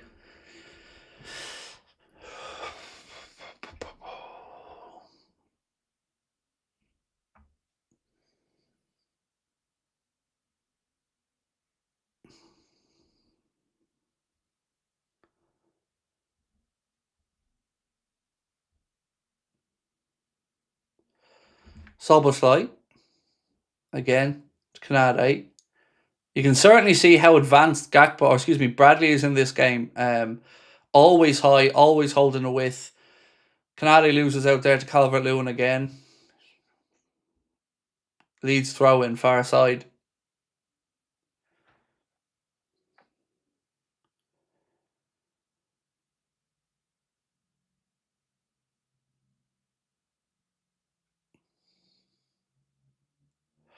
Craig, what are your thoughts on Troy Parrott? Hero of a man. Hero. 5 goals in 2 games, I think it is, isn't it? Hero. If it wasn't for him, we wouldn't be able to shout at the minute. So, nothing but love for Mr. Troy Parrott. Leeds now in possession inside their own half. Press comes on from Jones. Leeds play their way out. A little bit of space now right side. Jones again and Wirtz come to press. Look at this from Jones. How anyone... Look at that hustle from Curtis Jones to block off the passing channel. Jones gets it. You know, he might do things at noise at times, but he's working his ass off today. Cross in from Leeds. Calvert-Lewin. He heads it but only flicks it on. Bogle keeps it in for Leeds on this near side. Jones is busting a gut there today, lads. He really is putting in a shift.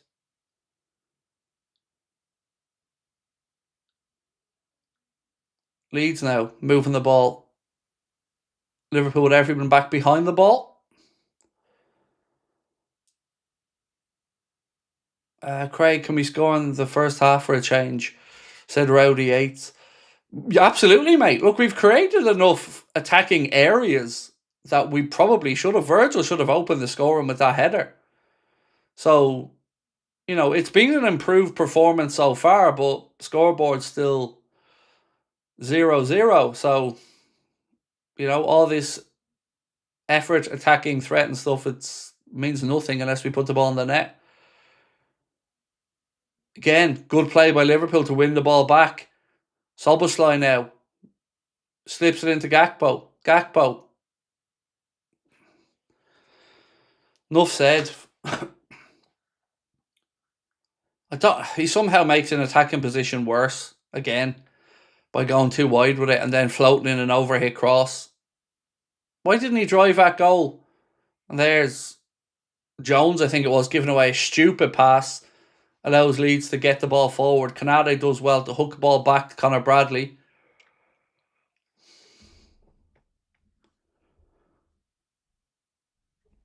Jones again, driving forward, gives it to Gakpo. He brings the ball back inside the Kirkes to Jones.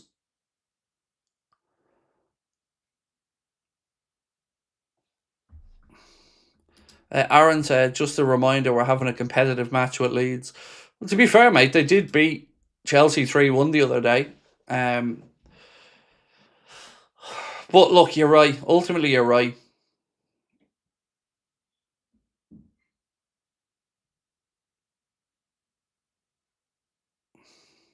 Leeds with a bit of a loose pass there, looking for Calvert-Lewin. The ball finds its way to Milos Kerkez.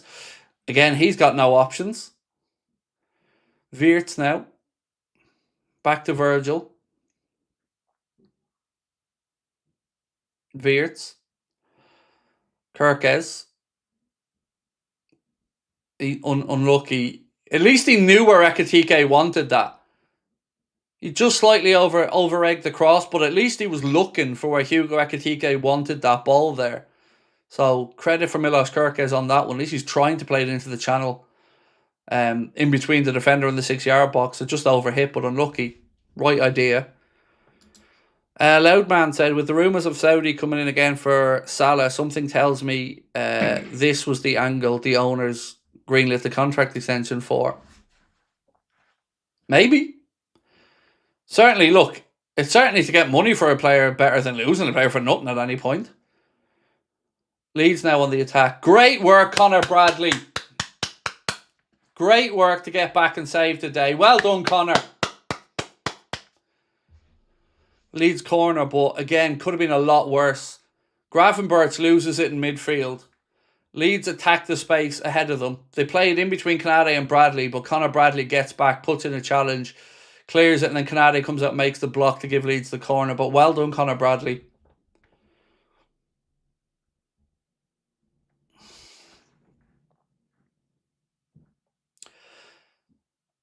Craig, that's good analysis, Ori Kirkes. Thank you, sir. Goal kick Liverpool. Calvert-Lewin complaining, but referee points for a goal kick. Look, it was clear. You could see. You looked up, Ekitike pointed, and at least Kirkes tried to give it into an area he could attack the space, but he just slightly over-egged it. I mean, I don't know what Calvert-Lewin's gone to ground for. What the fuck's he moaning about?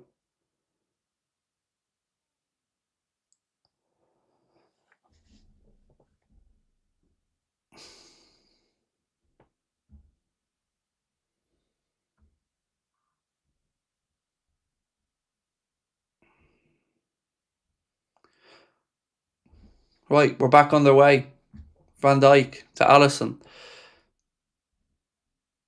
Gakpo is so bad. Another poor selection from Slot.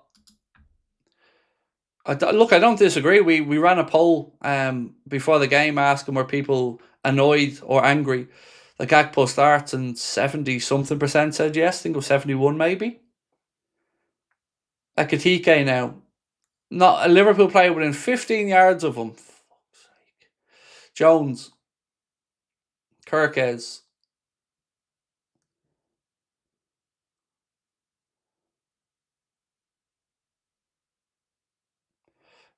Oh, unlucky. Ekitike tries the ball around the corner to Wirtz, but it's intercepted by Leeds. They play it forward. It's Canade. Canade goes back to Alisson. Alisson goes back out to Canade. A bit of space now ahead of Ibu, which he runs into. 9 minutes to go in the first half. Canade attacks the space, then stops dead and brings the ball back to Gravenberch. Canade. And here comes the sideways stuff. Jones. Gakpo. Back inside to Kirkes. Jones. Kirkes. Gakpo. Wirtz. Jones again. Someone get in between those two lines there to give him an option. Wirtz. Gakpo. Byline. Cross in. High foot against Ekitike. Free kick Leeds.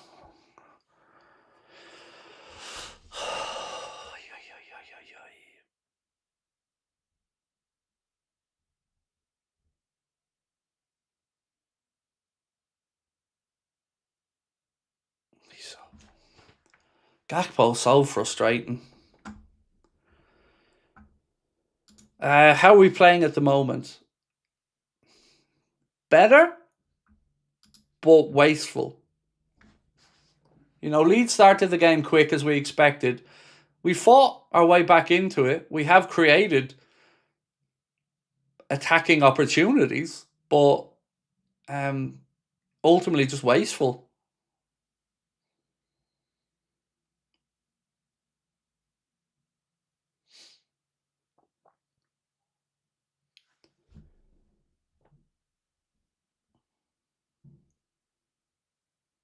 Leeds free kick here.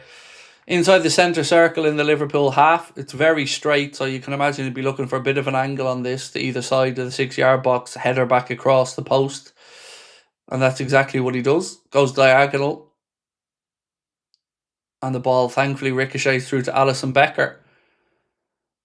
And he has 0 options ahead of him. Look at how slow this has had to be, because there's... fuck's sake. Kirkes. Jones back to Virgil. Virgil to Alisson. Alisson out to Canade. And he plays the ball forward. Ekitike, he's fouled, according to Anthony Taylor, which feels a bit soft, but I'll take it.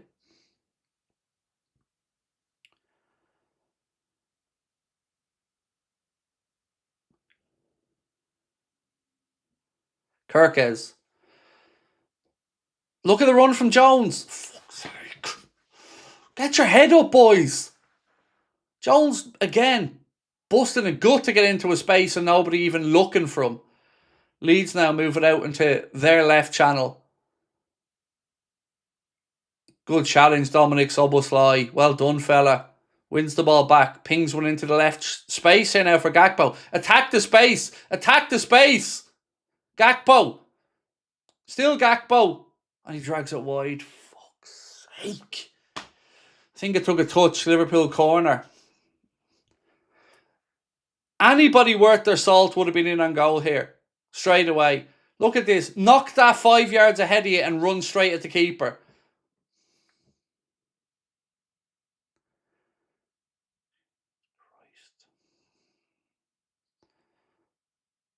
He turns into traffic. It comes off the arse of one of the Leeds players and goes behind for a corner.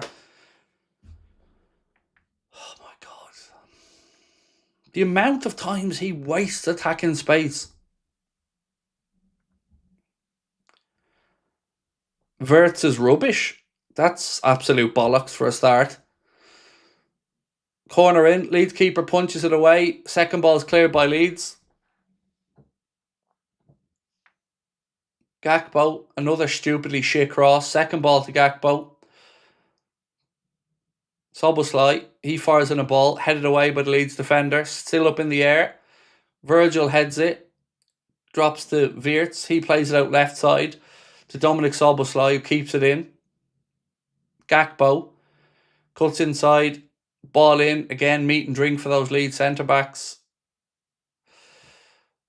Bradley. Referee gives a free kick to Leeds.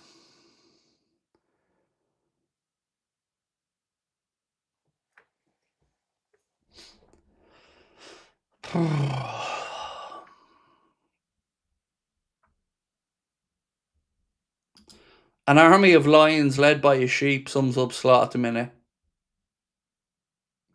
I like that phraseology. An army of lions led by a sheep.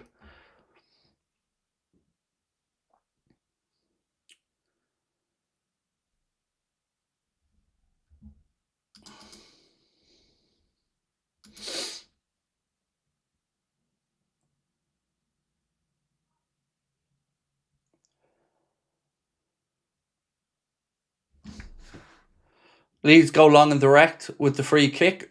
Liverpool clear it. Second ball hooked away, but again it's straight to a Leeds player. Press comes on from Wirtz, which forces Leeds to go back to their goalkeeper. 3 minutes plus stoppage time left in the first half at Elland Road. Van Dijk again wins his aerial duel. Well done. Jones. Ball inside to Szoboszlai. There was a bit of space now. To Bradley. Bradley out to Ekatike. Soboslai. Wirtz flicks it around the corner, but the Leeds defender gets there. Goodmanson plays it out off a Liverpool player, and another foul from Liverpool gives Leeds a free kick. Just came back. What's your thoughts so far? Said Blizzard.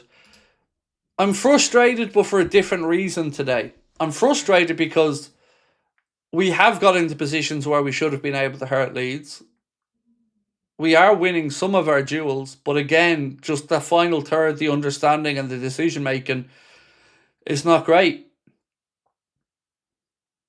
And it still feels like we have a mistake in us. You know, Verge has been lucky to get away with one backwards header. But look, it's an improvement from the first half against Sunderland.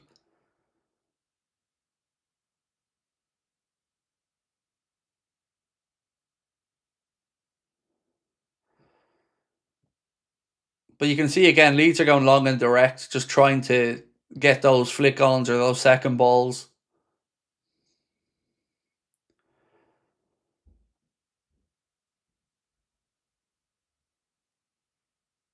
Gakpo. Craig, I recently got 100 subs. Class, well in for the edits. Nice one. All these achievements, bro, should be celebrated. 100, 500, 1,000. Celebrate every one of them. Sincerely. I enjoyed the journey as much as anything else, bro, so I wish you every success. Right, we're into the final minute of normal time here at the end of the first half. It cannot continue like this. What are we even hoping for? Slot needs to let go. Gakpo still doing the same thing. Nothing is ever changing. It doesn't look like they're on the same attacking wavelength so far. But I will say the work rate and the effort, I think, have been improved today. But that's bare minimum standard stuff. The saying is usually attributed to Alexander the Great. I fear not an army of lions led by sheep. I'm afraid of an army of sheep led by a lion. I'd like to think I'm the lion and you're all the sheep. But it's probably the other way around, to be fair.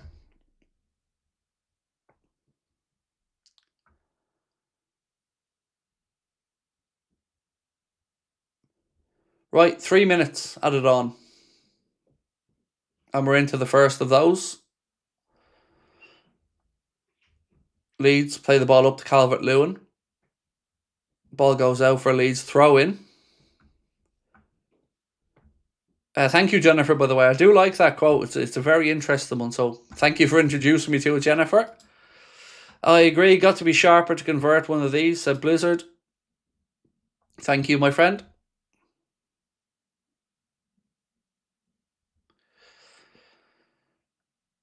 Calvert-Lewin again flicks it on. Virgil clears it.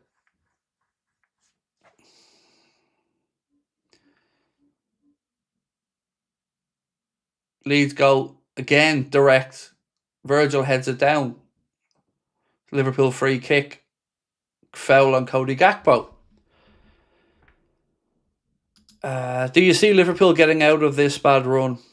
No, Keith. Unfortunately, mate, I don't. Like, in my head, Keith, I'm already sitting here thinking, so what happens if we draw this? Where's my head at? Draws feel like they're just delaying the inevitable, and they're not answering any real questions.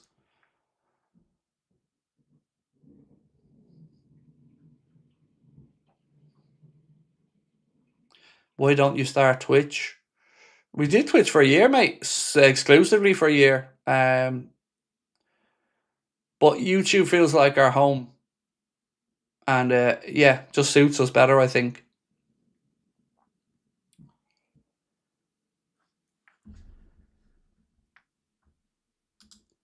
I don't think we know how to run a fast break anymore. No, we don't. We discussed this the other day. Every time that we have a counter-attacking opportunity, Bradley now gets a yellow card for a late challenge. Every time we get an attacking opportunity, a 3-on-3 or something similar, I used to feel like it was almost a given that we were at least going to test the keeper. These days, I look at it, John, and I wonder, how are we going to fuck this up?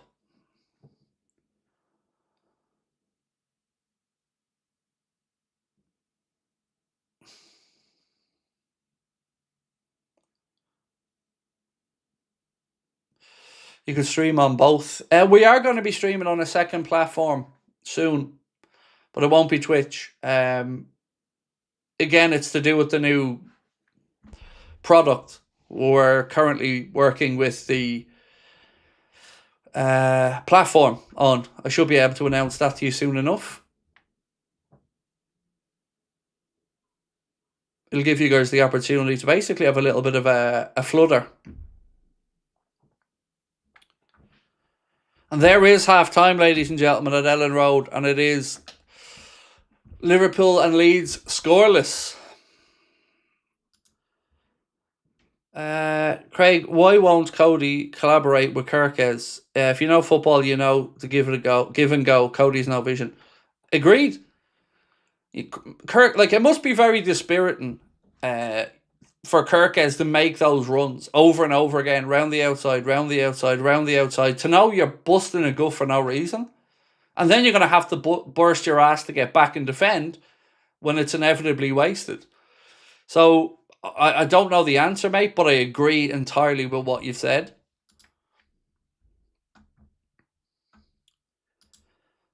Anto, how are we, bro? Do you get top 4? I'm a Chelsea fan. We're poor. I mean,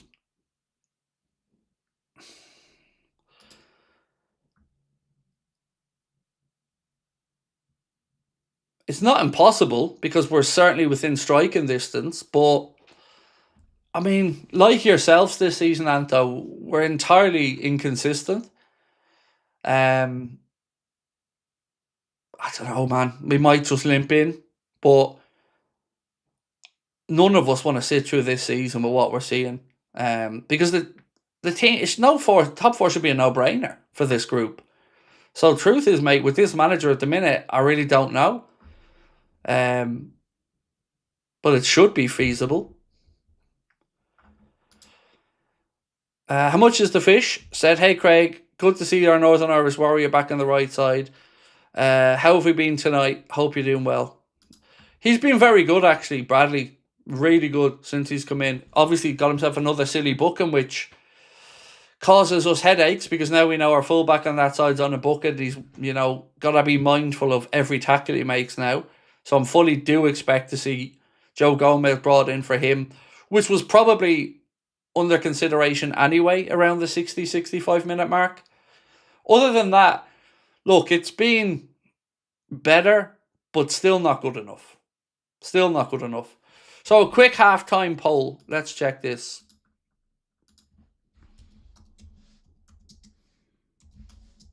One sec.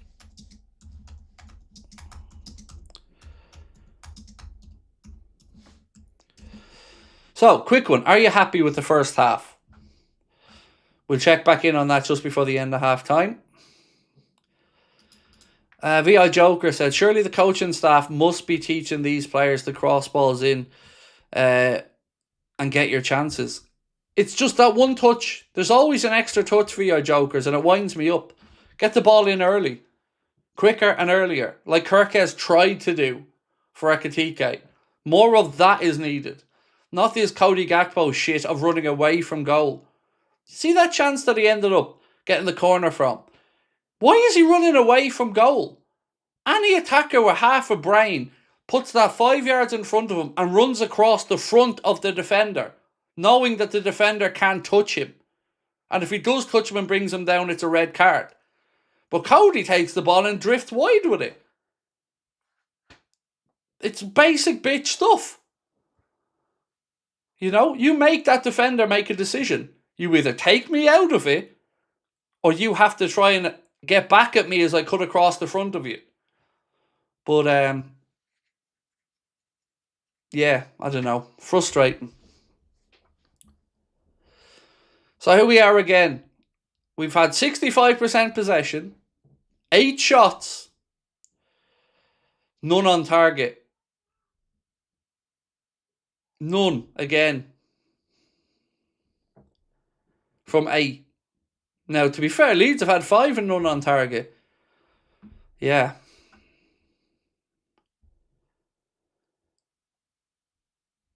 Connor said, I know Salah's been shy, but surely to God we're not worse off with him than Gakpo on the pitch. I think that's fair. I can't put up an argument to that, Connor. Excuse me. Yeah. You know, Mo hasn't been great, but you're right.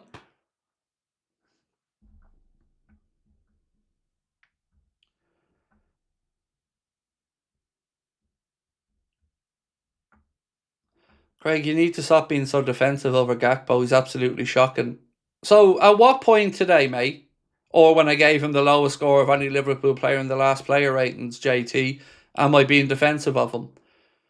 I've literally criticised him 3 times during this watch along so far. Gave him a 3 out of 10 in the player ratings the last time. So I don't think I'm unduly defending him. What you've heard me say about him is that if you look back over the course of a season, he will have always chipped in with goals and assists. But I'm not defending his performances. I'm calling like I see it, which is that he hasn't been good enough. This is shocking, said Lead Uffield. Or Lead Uffield, excuse me, mate. Lead Uffield. Where am I going with that one, dude? Sorry, Lee. Appreciate your input, Lee. Thank you. Snowy day on the mountain. Can we pull this out, Craig? Yeah, look, the game is there to be won by either side. But, you know, both sides between them have had 13 shots and none of them tested the keeper. It's like a relegation match. Both teams poor. Yeah, fair. So let's check in on the poll so far. We asked, are you happy with the first half? And we're heading towards 3,000 votes really early on this one. And look, nobody's happy really. 78% so far not happy with what they've seen in the first 45.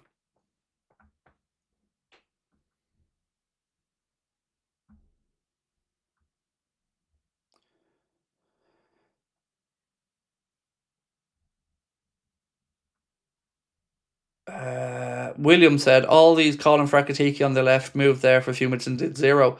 But you're leaving out a good chunk of the second part of that, mate.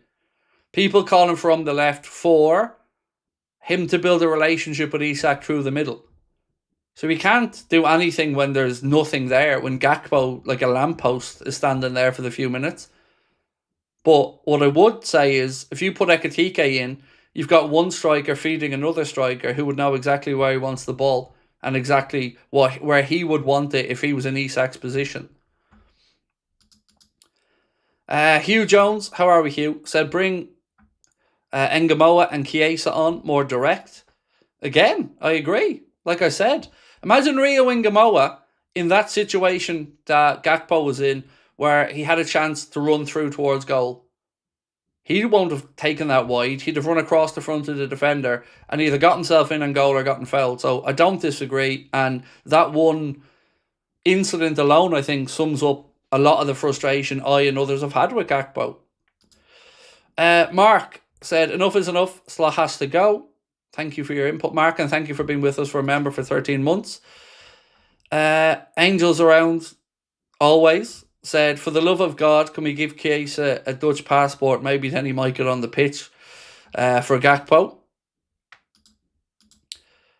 Craig Moore said, hi Craig, I think a big part of your problem is the amount of changes you made in the summer and the pressure to try fight them all in. There's no chemistry or understanding among the players. So that's a fair point, but Sunderland made 14 changes in the summer and their home form has been incredible. So I can't just think that it's down to a lot of changes. It's not like we brought in nobodies. We brought in the best player in the Bundesliga, one of the best strikers in the Bundesliga, one of the best strikers in the Premier League, and we look like we don't know what to do with them. So I don't think the change is solely the problem. I think the man that looks like me on the sidelines, but with a bit less weight on him, is the problem. Salah needs to play for him to get form for you. Well, he's been playing all season. You know, like, it's not like from day one this season Salah's been benched. But I would happily put Salah on and take Gakpo off now in a heartbeat.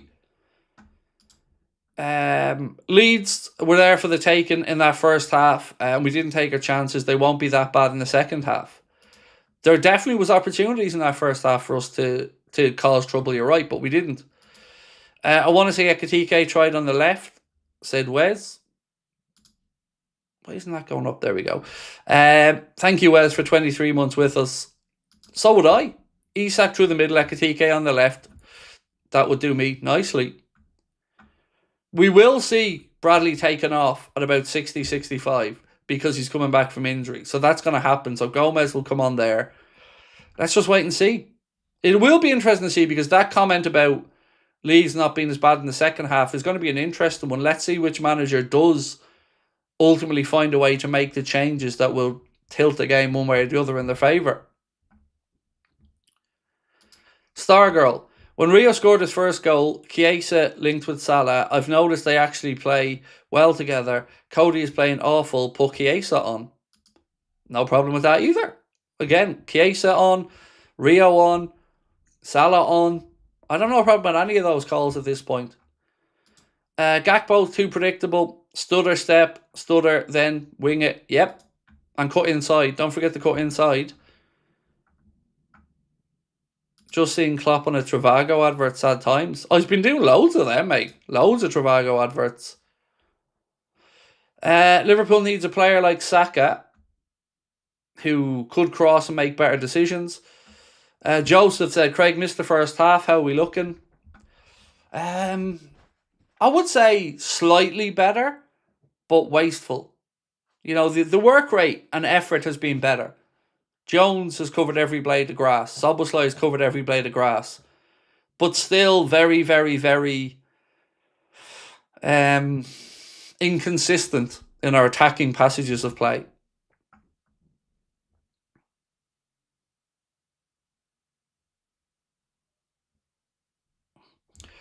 Brian said, are some of you incapable of understanding that just because others are playing well, it doesn't exonerate Salah's poor play? So I think we could all sit here and say Salah, problem. Gakpo, problem. Kanade, problem. But ultimately, Arne, problem. That's where I'm at with it. Arne, problem. You know the way we all joke and say, I could get a better, I could manage this team. I honestly think I could. And I honestly think half of you could. Because what you or I or others would at least be capable of doing is getting some type of a buy-in from some of these players. Or at least putting the fear of God into them. Nadral said, what is it with Slot and Gakpo? Why does he keep playing him? Because he trusts him. Now, I don't know why, but he clearly trusts him.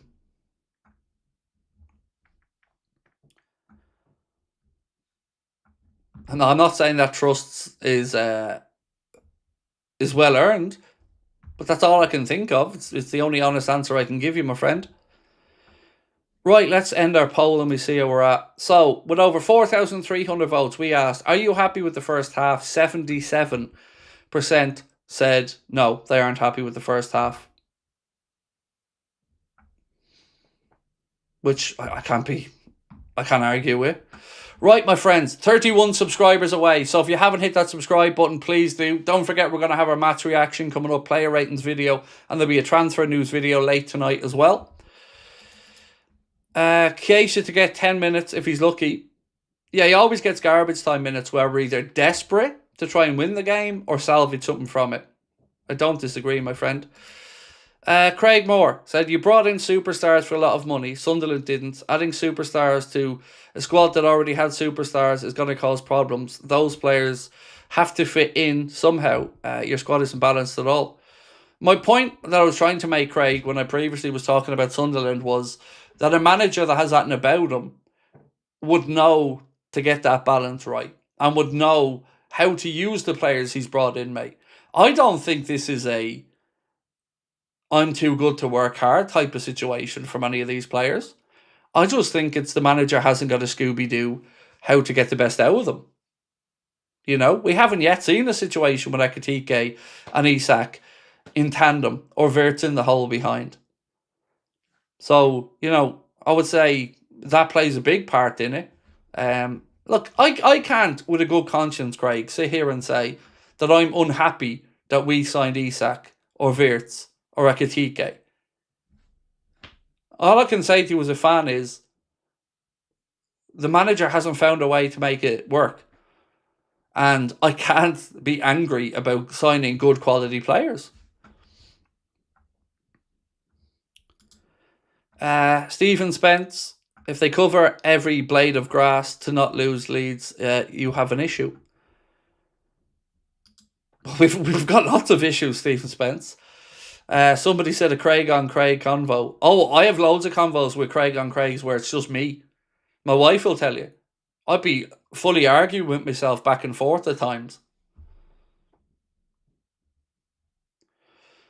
Right, so players coming out for the second half. Doesn't look like any changes. Seamus said Slot is afraid to make big decisions this season. He's backing away from the big calls and it's costing him and the team. Well, to be fair, and I'm not trying to advocate for him, but he has dropped the biggest superstar at the club for 3 games in a row. That shows he's not afraid to make that type of decision, which I thought he was afraid to do.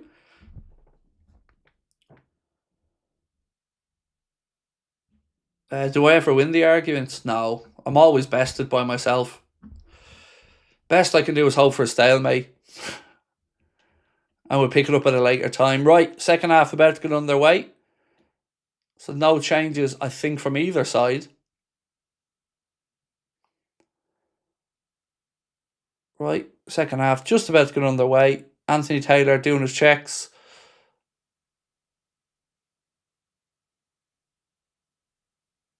And we're underway. Second half at Elland Road. Leeds go back to the keeper who launches a long upfield. Paro said, I'm sick of Gakpo. He's a great player, but this cutting inside just cost us. Chiesa saved his job. We need to get Jones and Wirtz on the ball. Totally agree about getting Jones and Wirtz on the ball because they are the ones for me, as well as Dominic Szoboszlai, who are trying to drive us forward. Do I smoke? I smoke weed. I don't smoke cigarettes or anything. I used to. I gave them up about, I'm 44, 14 years ago. But yeah, I smoke. I herbally infuse, as I politically put it. Calvert-Lewin. Oh, thankfully that's brought back for a free kick to Liverpool. What was your last word on YouTube? I haven't looked. I only just checked my Spotify rap. Yeah, so I've no idea, Des. I haven't had a look.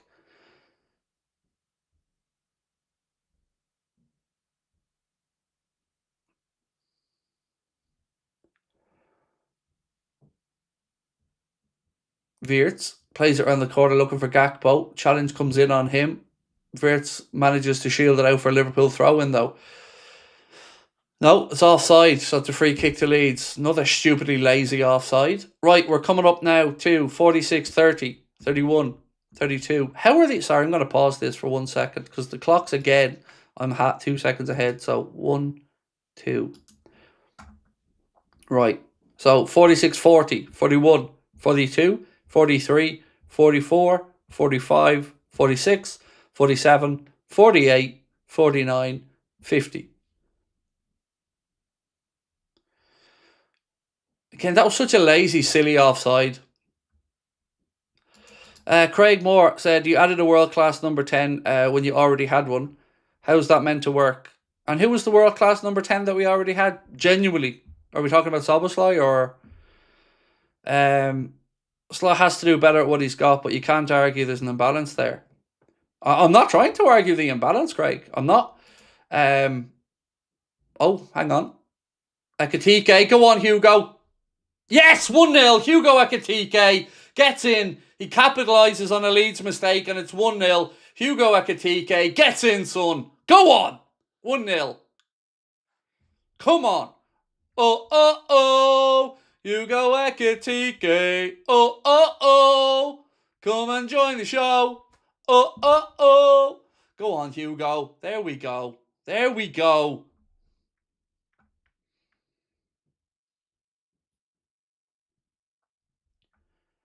So Leeds this time making a mistake. It's passed behind their centre-back. Ekitike gets there first and then slots it in past the keeper. Well done, Hugo.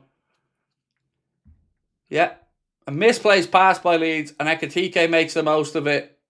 Good finish. 1-0. Come on, Hugo. Gaming Gas says, don't win tonight, then it's the player's fault.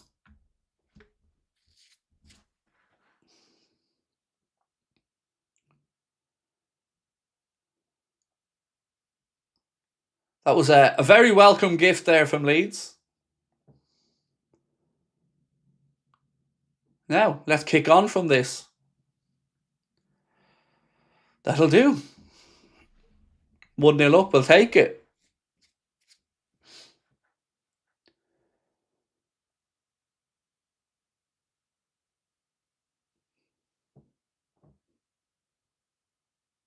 Jones. Kirkes back to Jones.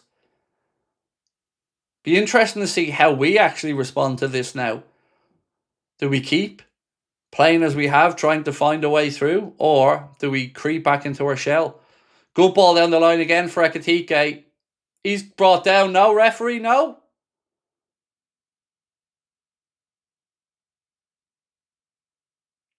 Referee says play on. I'd love to see a replay of that one. Bradley, cross in. 2-0. Hugo Ekitike on the double. Whoop, whoop. Hugo makes it 2-0 Liverpool. That's my striker. Go on, Hugo. Go on. Brace for Hugo. Watch them find a way to try rule this out now. Watch. Watch.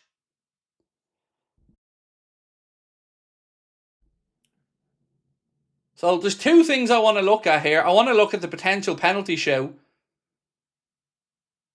He's offside. It's not going to count. I think he's offside. I think he might be ahead of the ball. I think.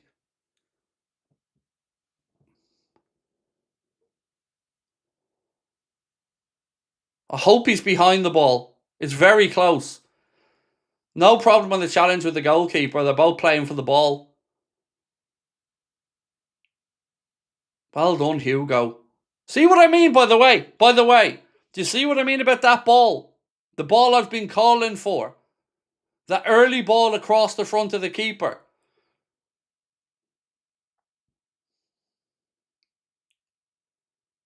That's what I've been calling for. That's what you do when you've got a centre forward. Goal stands 2-0. I think goal stands. I don't know, there's confusion here.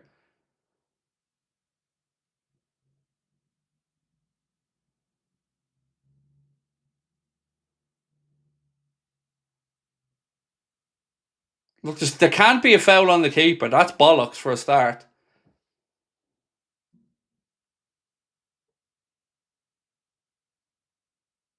The only thing I have a slight concern about is a potential offside.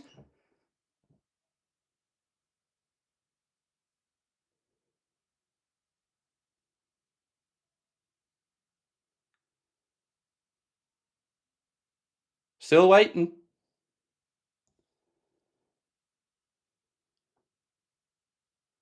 Goal. Goal confirmed. 2-0. Come on!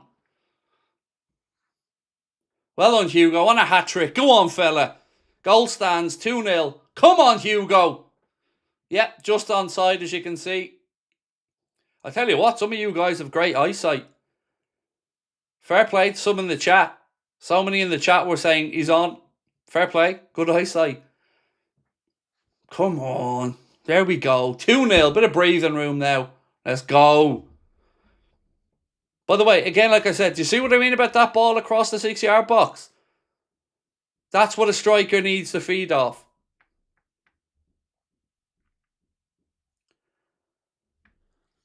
There we go.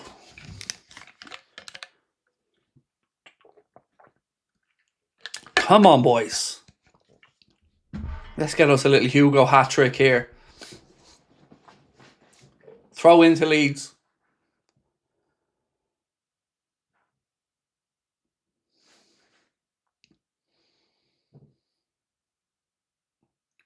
Throw in long. Well done, Verge. He heads it away. Good. Another Leeds throw in. Come on, boys. I love your water bottle. Thank you. It's a Ninja water bottle. They're really cool. It's called a Ninja Thirsty. It keeps things hot and cold for hours. But yeah, I'm a Ninja freak. I've so many Ninja products in this house. Canada heads it away. It'll be a Leeds corner. Come on, boys. Nothing silly now. Nothing silly. Don't give them any encouragement. But again, like I said, it's not too hard to figure out how to get the most out of a centre forward if you can put it into the areas they want to attack.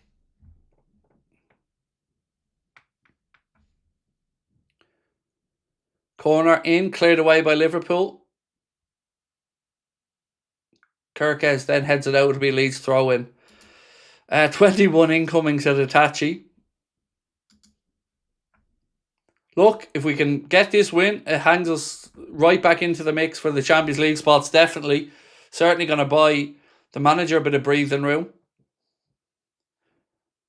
And yeah, I'm delighted. 2-0. Happy days. Let's just see it through now.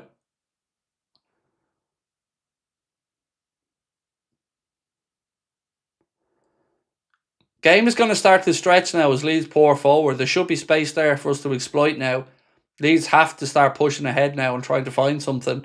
So you would hope we can exploit the space that's going to appear on the pitch. If anything, now is the time to be getting Rio and Fede on. Now where there's going to be space that pace can exploit.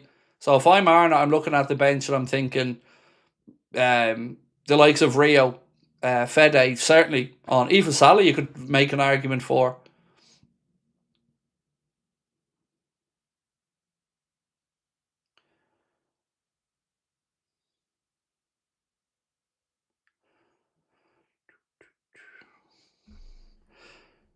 We don't change the graphics on the goals, mate. It's done automatically for us. For the goal score and stuff. It's all done automatically.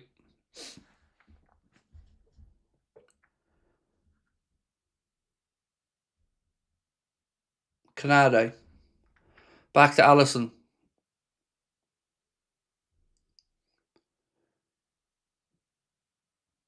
Canade's fouled. Free kick Liverpool.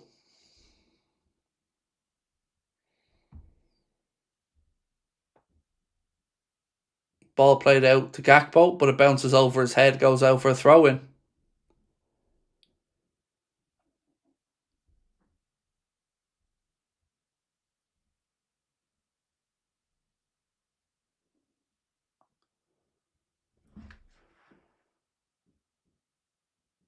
Well done. Well done, Ibu. Now Bradley. Bradley's energy. I know he's so injury prone, but my God, his energy is a joy to watch. Gakpo now. Inside, ball to Wirtz. Kirkes. Back to Jones. Little 1-2. Jones. Slips it in, looking for Ekitike. Unlucky. Unlucky. Good football.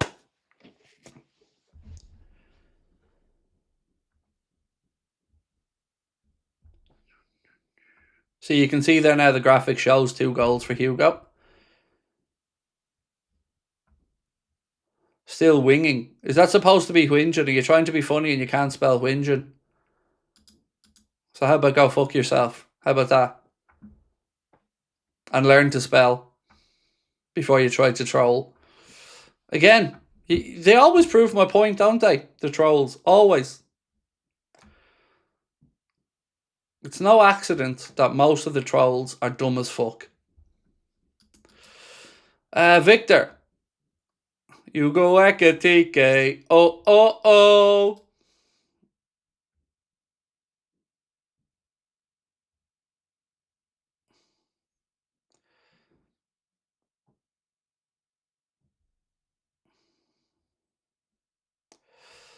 Keep Slot or not? Again, no. This is one game. But look, a win is a gratefully accepted thing. Thank you very much.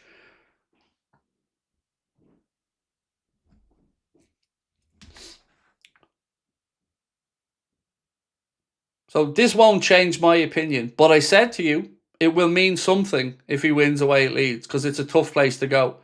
So I'm not going to change my words from before the game. If we win this game, which certainly we're in a great position to do, that's a good sign. That's a very good sign for me. But it's not enough yet on its own.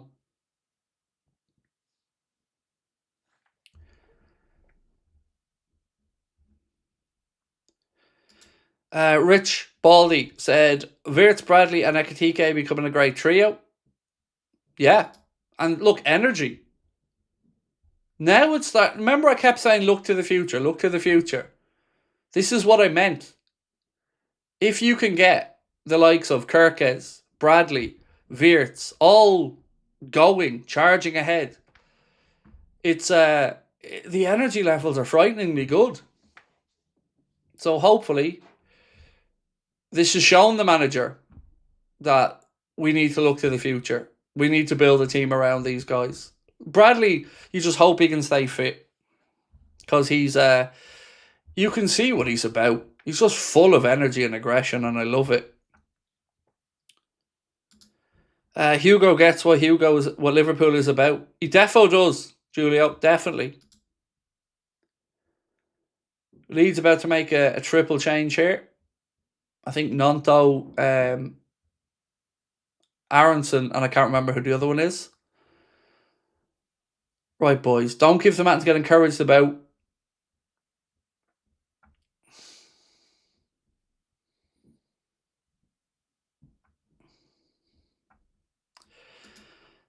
Kareem said, so now y'all, Salah is for sure the reason, right? Again, no. Look, Salah's not being great, but he's not the reason. Like I said, there was never, for me anyway, there was never a reason for all of it, not one thing. It's a combination of stuff. And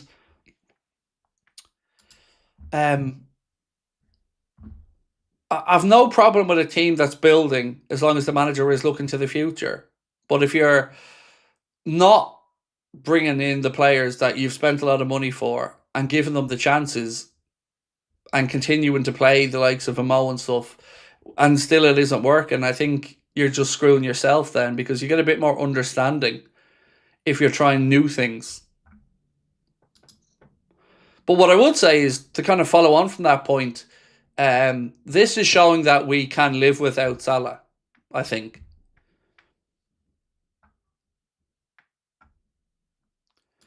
I play Salah to try rebuild his confidence. I would really expect him to play on Tuesday away against Inter Milan. I do think you'll see Salah play that game.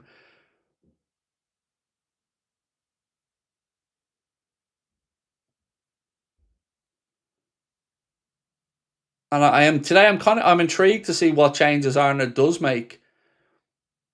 Well done. Look at Evan Bradley again. I fucking love that kid. I love Connor Bradley.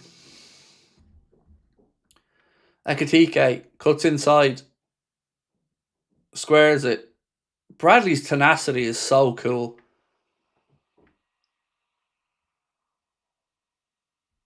Jones. Wirtz. Is Frimpong injured? He is, but he's close to being back. He's back on the grass now doing some work, so he shouldn't be too far away from being back. Jones. To Virgil. Keeping a clean sheet now, that's the next step. That's the next thing we want to make sure we do here. Keep the clean sheet. Take the win.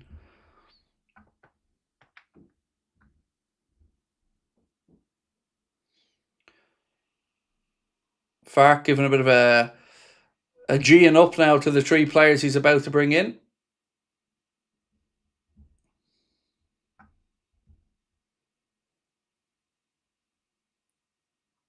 Thank you to everyone, by the way, who has subscribed and helped us get over 363. Every single one is a little step closer a little step closer to the dream of the 1 million. So thank you so much to everyone that is subscribing. It really means a lot to us. Leeds now in possession. Still no sign of Arnold looking to the bench yet. Short-ish turnaround as well for us travelling over to Milan for Tuesday.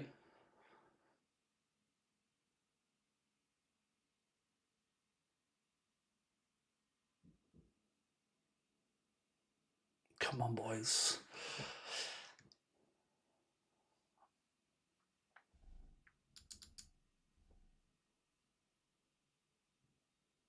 So, Hugo Ekitike's brace is the first time a French player has scored 2 goals in the Premier League match for Liverpool since Cisse against West Ham back in 2006. Thank you, Connor, for sending that one on to me. So, yeah, first brace for a Frenchman in a Liverpool shirt in a Premier League match since April 2006 when Djibril Cisse did it.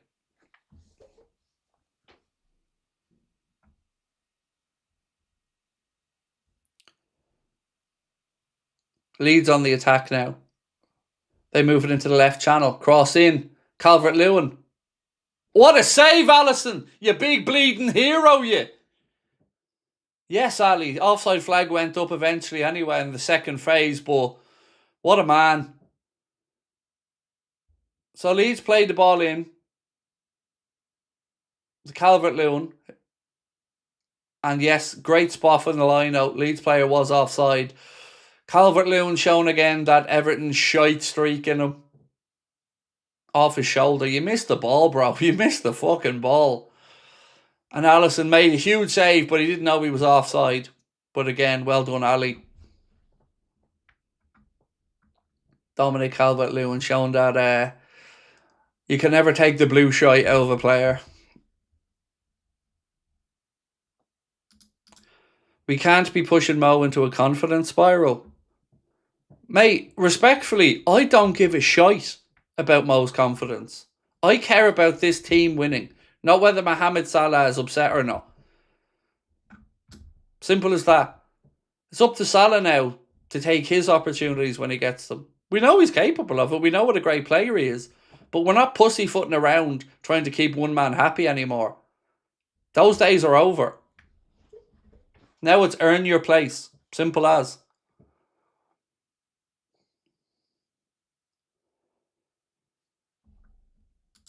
Good start for us. A little bit hopeful going forward. Said save with the flavour. Thank you, bro. Appreciate you.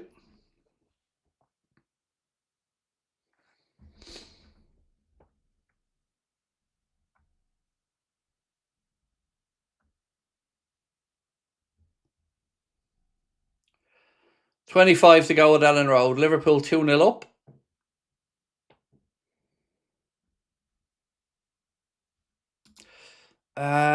Call me romantic. How are we romantic?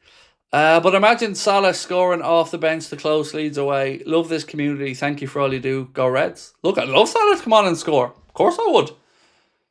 You know, but I don't think we need to do things because of his confidence or not.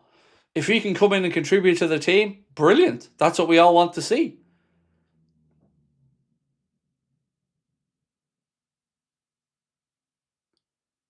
Ball back into Ekitike. Well played. Out to Gakpo. Come on, Cody. Unlucky. Good football. Good football. Unlucky, Cody. Gets his shot away. Keeper pams it round. Lovely football. Dominic Soboslai to Ugo Ekitike. Ekitike to Gakpo. Gets a shot away early. Tries to bend it in. Uses the defender to shield it. And the keeper makes a good save, to be fair. Touching around the post. Good football, Liverpool. Well done, boys.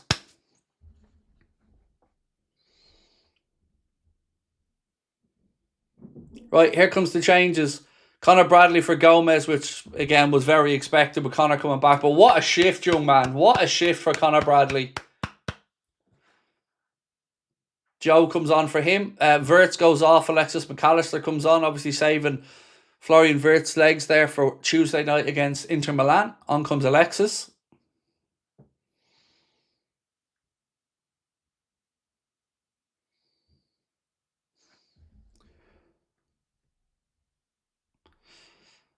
Mark, I'll get to your comment, Mark Bavin, in 1 second, my man. Corner here for the Reds. Soboslai to take it. Ball in. Oh, unlucky. Canada gets a header, but keeper gets behind it. Better. Good delivery from Dom. Good header from Ibu, but not enough power on it to really trouble the keeper.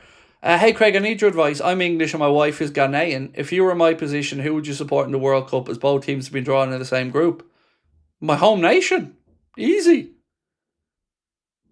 You know, let's say my wife was, I don't know, Algerian, and we got drawn against Algeria in the World Cup. I'm supporting my home nation, dude. Simples. And I'm bantering the shit out of my wife. So yeah, for me, I'd be winding my wife up, saying things like "can't wait till we whoop Ghana" and stuff like that. But that's just the type of relationship I have with the missus. Like, but yeah, gotta be your home country, surely.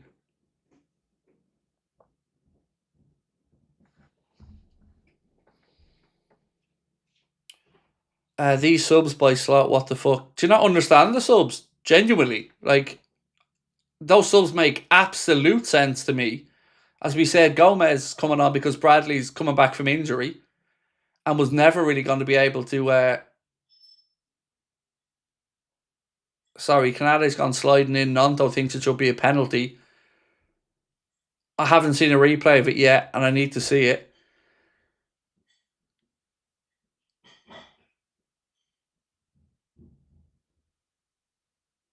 I've no idea what's going on here, but Canada's dived in with a stupid challenge. So Nanto goes down.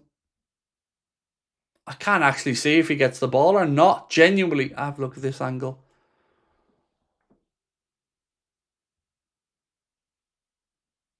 He doesn't touch the ball, Canada.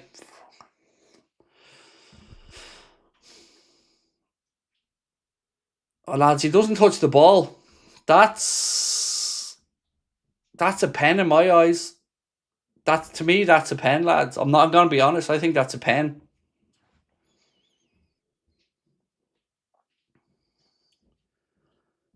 Yeah, ref's going to the monitor. Fuck, Canada again.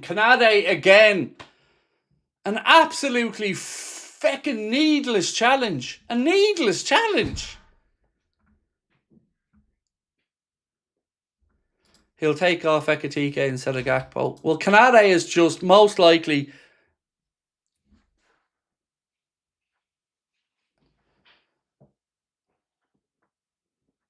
Oh, fuck's sake.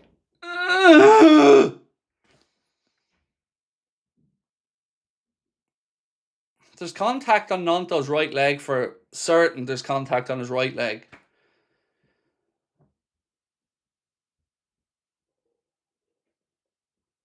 You can see there's the contact.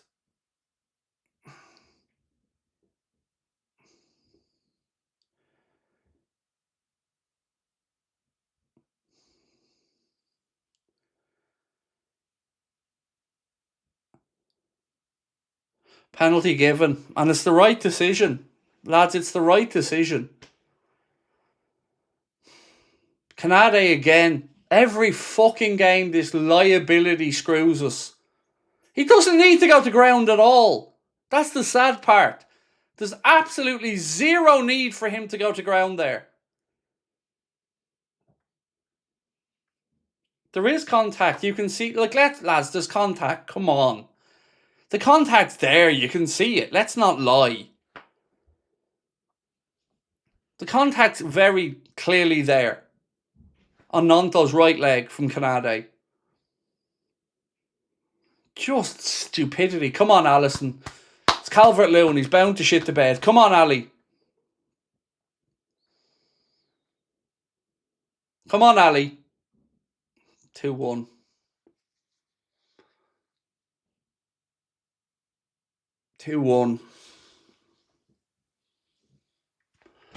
Canada yet again at the scene of the crime. I don't know what to say. He best hope we don't drop points here, because that is all on Ibu. Unlucky Ali was close to it.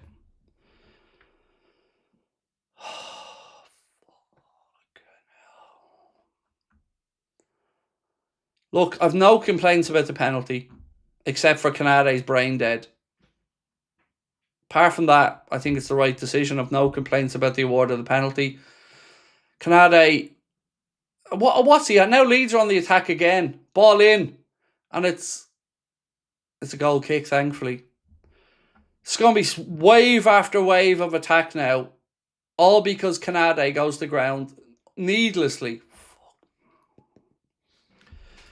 Slot gets sacked if we draw. I want to draw, sorry.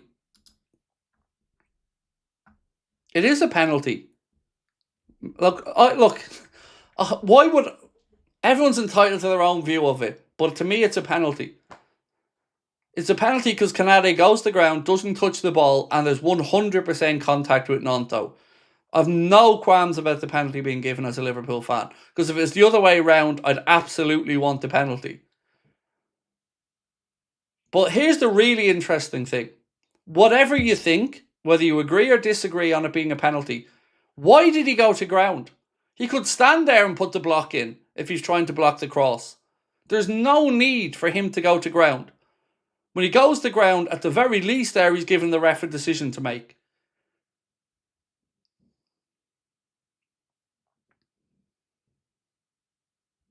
What do we talk about these silly decisions from Canade week after week? That's another one that was entirely avoidable.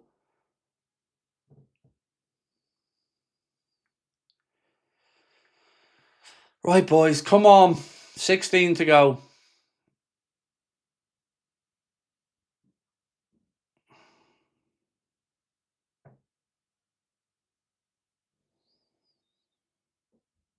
Jesus Christ. You don't want to give Leeds any encouragement, and that's exactly what we've done.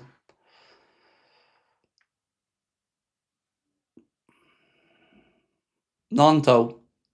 Leeds now on the attack. They're just pouring bodies forward. Ball in.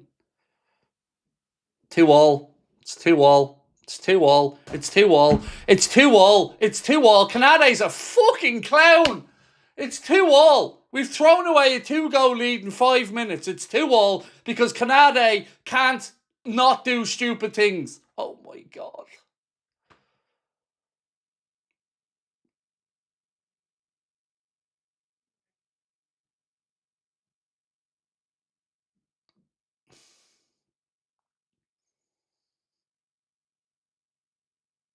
That's what I don't know what to say. Fucking weak bastards.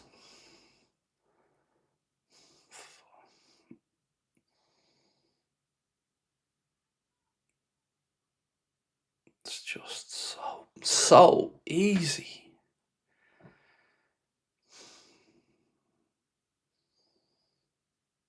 There's our two centre-backs yet again doing their turning sideways and... Oh, fuck.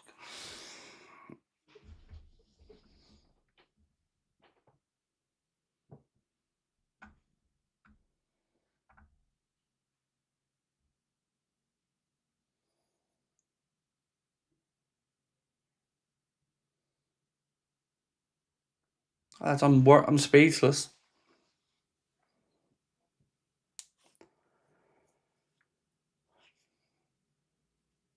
I'm fucking speechless. I can't say what I want to say because I'll be absolutely screwed to the wall. Soboslai, the Gakpo. All of this stems from Canade being an idiot. All of it. You go 2-0 up. Everybody knows. Give them no encouragement.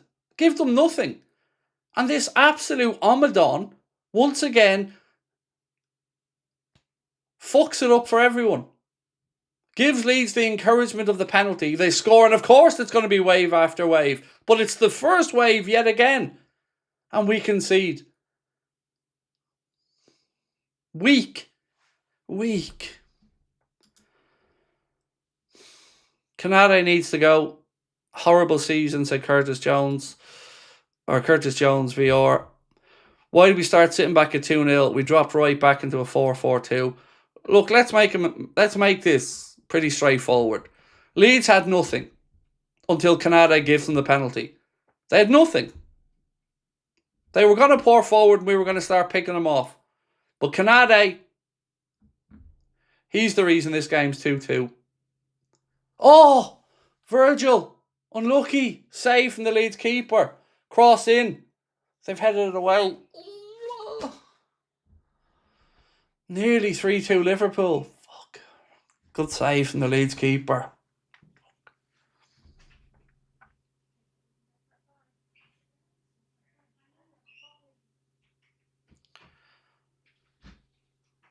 Great header from Virgil. Keeper comes across, makes a good one-handed save. Useless Franken clown, stupid. This can't be blamed on Arna. Really? I mean, respectfully, it can.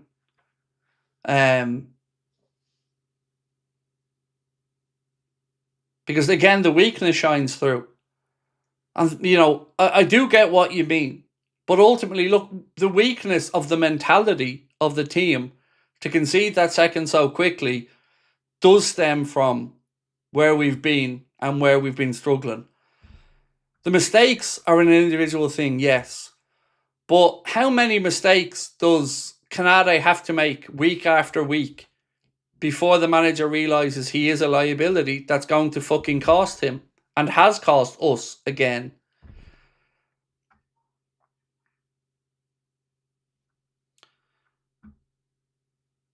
And people trying to say on the changes, it's not on the changes. The changes were fairly straightforward. You take off a right back who's coming back from injury at 65 minutes. We told you before the game that change was coming. And Maka for Wirtz. Oh, here we go. Szoboszlai. Yes! 3-2. Go on, Tom. Go on. 3-2 Liverpool. Come on. Here we go. Let's go. Come on.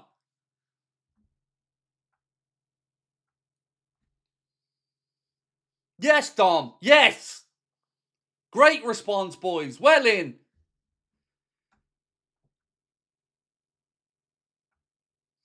Come on. Tipsy Dipsy said, mentality monsters when Jurgen left, spineless. Canade out, Arna out, sell everyone over 30, said ESG Soccer. Footy Banter said, this is so bad, he keeps playing Canade. Look at that lovely dummy. Lovely little dummy. Look at the dummy. Dare I say it, shades of Szoboszlai's dummy. Look at that from Maka. That's sexy. That's shades of Dominic Szoboszlai's dummy for Rio Engamoa. Yes, Dom. What a little bit of movement from Maka. And people were talking about that poor substitution when Maka's just giving you the dummy there that's allowed Szoboszlai to score. Gets in. Beautiful little dummy from Maka. Great finish from Dom. Well in, boys. Come on. 3-2 Liverpool. Canade has changed the tide of this game. Slot needs to go with Canade. If we can't beat a struggling Leeds team, then I just don't know. Wasn't it Canade's job to block the second? Both of them, him and Virgil, did their usual turn sideways malarkey. But look, we've again found a way to get back. You're reaching blaming Arna. I didn't blame Arna. He said this can't be blamed on Arna. And I said part of it can because of the mentality of the team. You don't think the manager picking the same, I'm going to choose my words carefully, clown, over and over again, that's made 4 mistakes in the past 4 weeks and expecting something different and I'm not to shit the bed. You don't think that's on the manager? Come on, bro. If somebody's making individual mistakes all the time and you keep picking them, you know, some of that portion of blame has to go on your shoulders. Forgot Real Madrid. I don't think that Real Sociedad would want Canade at this point. Endo and Isak getting ready to come on now for Liverpool. Great response, though, from the lads to get themselves back into a winning position. Now let's see it through. Maka. Gomez. Come on, boys. Nothing stupid now. Let's go. I really like your energy. I am worried for your health this season. It's so annoying how we get these goals week after week. Gay was so important. Yeah, I often worry about my own health in some of these angry moments, particularly because there have been times, particularly this season, that I felt dizzy on a few occasions. But, you know, it is what it is. That is me. Gaz said, still see a draw. Of course you do. You're a United fan who wants us to fail, Gaz. All you ever do is come in to try and banter. So I really, respectfully, I don't give a fuck what you see, Gaz. What I see is us winning 3-2. And ultimately, I'm happy if we can see this out. Ryan assist, Maka dummy, Dom goal, amazing.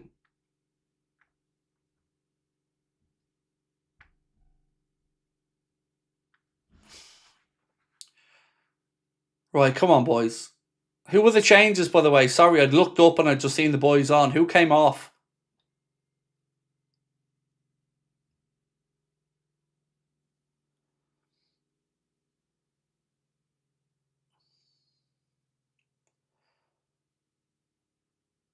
So, Ekatike was one of them. Who was the other sub?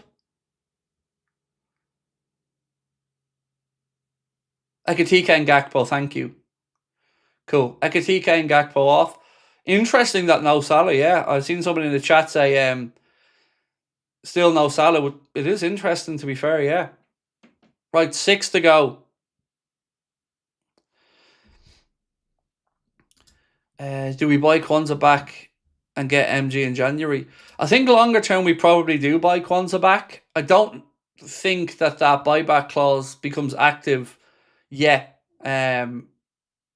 But we've got to get a centre back in January immediately. Who else would you pick for Canada? Like I said, you could have put Gomez in.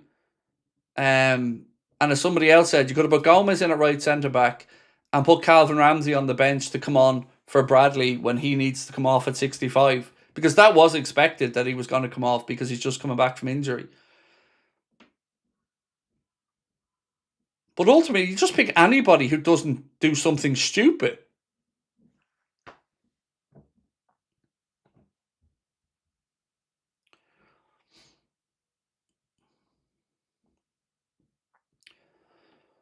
Right, come on, boys. 5 to go plus stoppage time.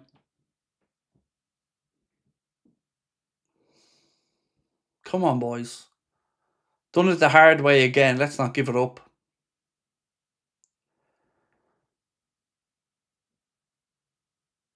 Good challenge, Joe. Second ball, though. Leeds have it with Nonto. Strike straight at Allison. Well done, boys. Come on. Is Slot saving Mo's legs for the AFCON? I honestly, I don't know. Like, I am actually really surprised he didn't play him again today. Not that I'm saying it's not the right decision. I just think it was a very surprising one. Very interested to see what happens on Tuesday away in Milan.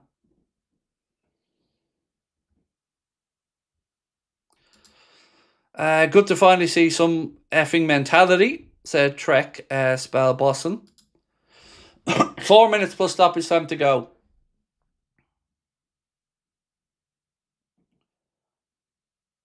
If you can, though, do keep hitting that subscribe button, folks. If you're new in, welcome. Virgil hooks it away. Come on, boys. Becoming Human said, I've always thought Canade is not good enough for Liverpool. He's always got a clumsy mistake in him. Hopefully be benched in January. Poetic justice. So, I think at his best, when he's confident, he can be absolutely good enough. But I think when you've got nobody like a Mark Gay there that can actually put pressure on him, I think when you've got a complacent mind like he absolutely has, it's not a good mix. He's not the type of person I'd want in the camp when the chips are down. Put it that way. Because, like I said, that mistake has turned this game. And we found a way to get back in the lead. But his moment of madness again gave Leeds the encouragement. Come on, boys. Keep defending. Let's go. Yes, Virgil. Come on, boys. 2.5 to go.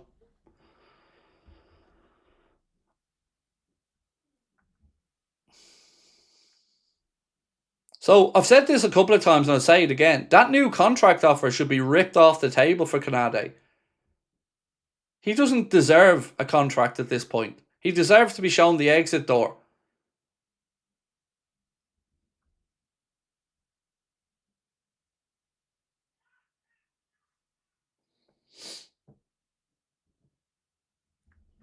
Canade to Virgil.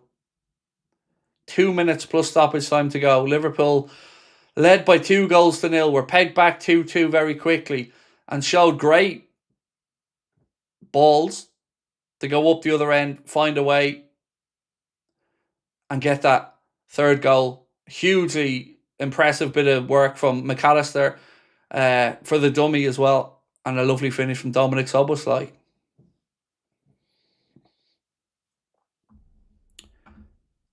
Do I think Everton will get Europe this season? No, I don't.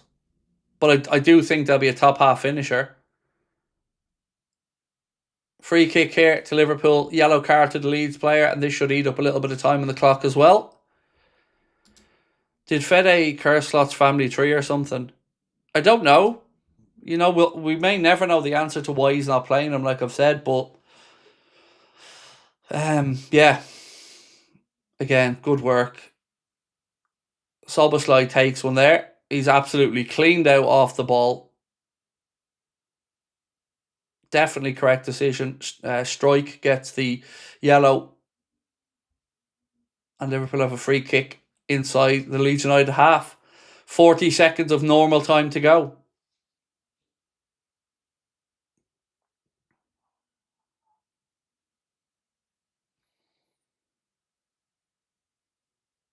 Liverpool throw in, far side.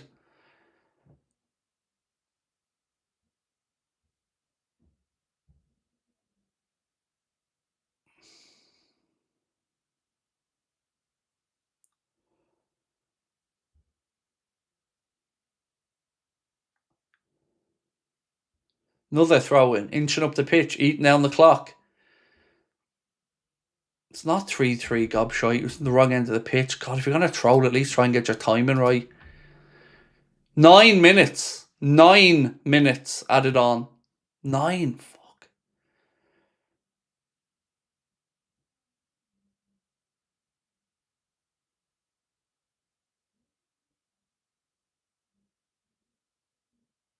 What do we have? Penalty incident. The bit of treatment for Hugo Ekitike. Some substitutions. 9 feels a bit long. 5 or 6 seems a bit more realistic, but 9 is where we're at. Leeds free kick here as Joe Gomez comes in with a late challenge, which, will it see him in the book or is the ref just, yes, he's gone into the book as well. Yellow for Joe.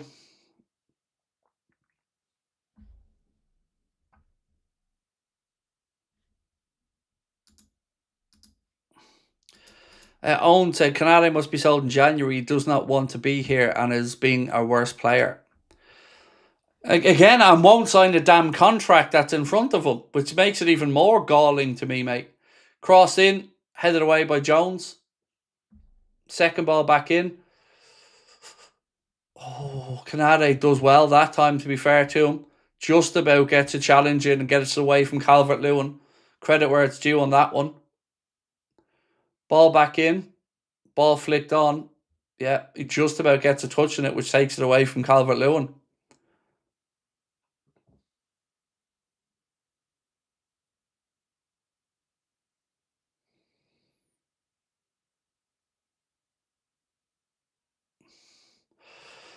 Right, we have 2 minutes of the 9 done. 7 to go.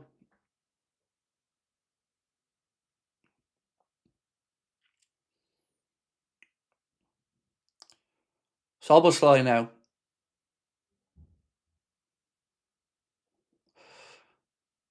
Liverpool corner. Well done, Dom. Well done, Dom. Don't know who he just blew a kiss at, but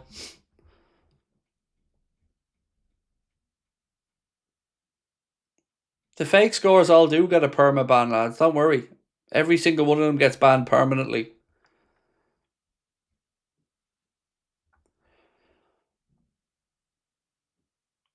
Right, Liverpool looking to go short with the corner here. Endo. Wins Liverpool a throw in. Liverpool tried to eat the clock down in the Leeds corner of the pitch here.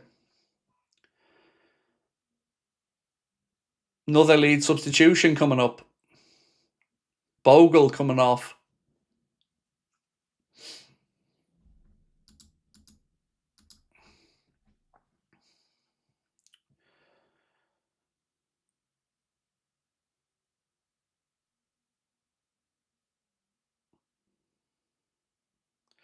Busy Media said, Slot is trash, but I want to win for my club.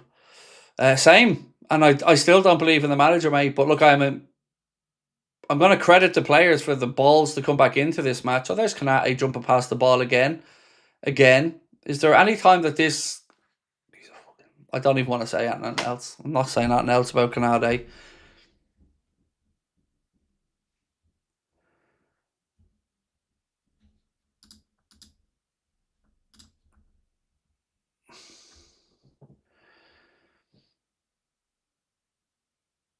Gomez.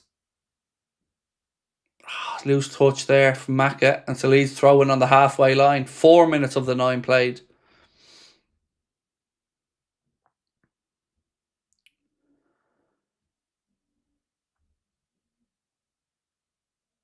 Again, well in Endo. Come on, boys.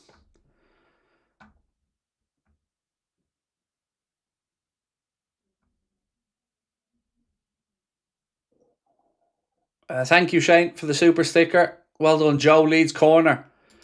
Slot change in formation, so just not to play Fede. I don't think it's just not to play Fede, to be fair. Corner to Leeds here. Halfway through the additional time. Corner in. Liverpool clear it. Second ball's back with Nonto.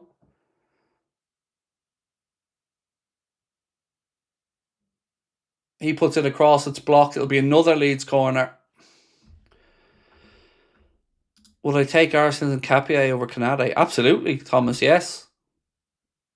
Without a doubt, mate, yes. Corner. Ball in. 3-3. Fucking capitulation again. 3-3. Mack is calling for a handball, but 3-3. Fucking hell. What else do you say? Fuck me. It's not even surprising, is it? It's not even surprising. Another set-piece goal conceded. It's not even surprising. Another set-piece goal conceded.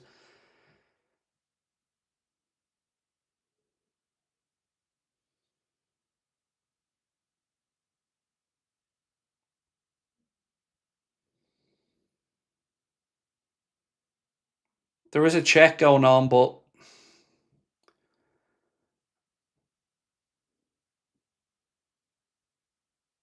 let's have a look at the goal, see if there is a handball in it.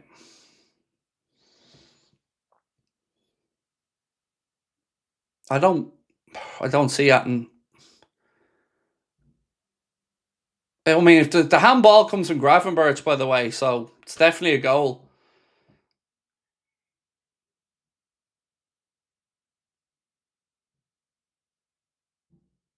I don't see anything to rule that goal out.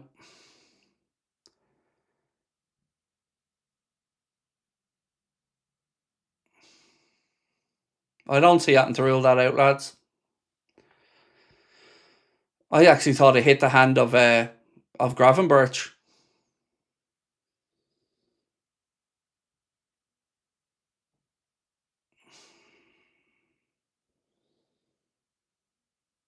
Why is Slot clapping?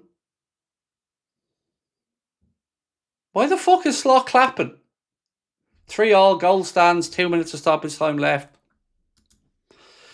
VVD and Kanade need to be gone. Kanade obviously, but VVD starting to struggle as whining a lot. Lads, I don't even know what to say. Is anyone surprised? Oh, Isak with a header. It's just inches wide. Well, sorry, it's a couple of feet wide.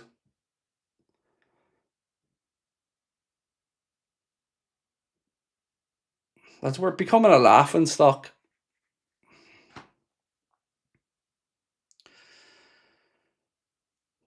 Led 2-0. Peg back. Scored 3-2. Peg back. Another set piece goal conceded. I'm sorry. I'm sorry, guys.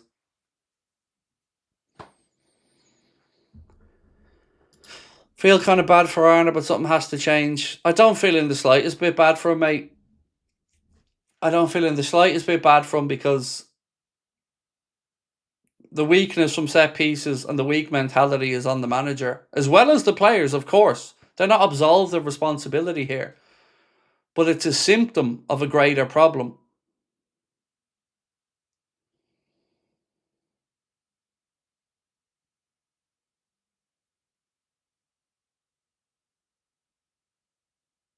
"30 seconds of stoppage time left."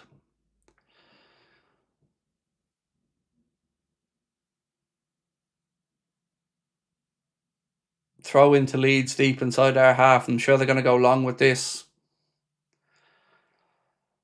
As I feel sick. I actually physically feel sick.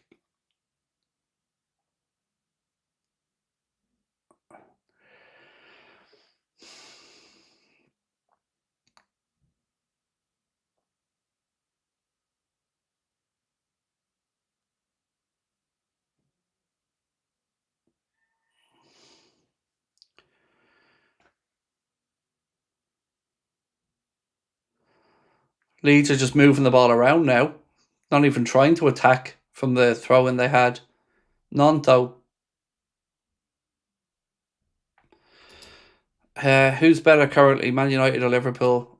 I think both our fans would say we're both shite, mate. Slott's position is beyond untenable. Your board have to make the change now to stop the rot. Don't do what United do and leave it too late, United fan. I agree, mate. Unfortunately.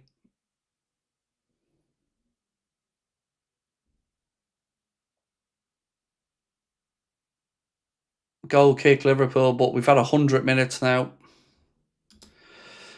This is on the players. Dom, man of the match. It is on the players, of course. It's over. It's over. It ends 3-3. It is, of course, on the players. But again, it's a symptom of a greater problem.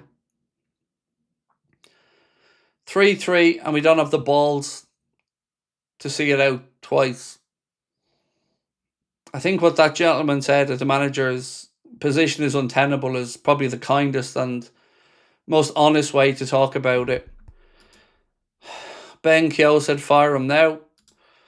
Sell VVD, let Canade walk, get Bastoni and Gay. 80% of our goals come or stem from them.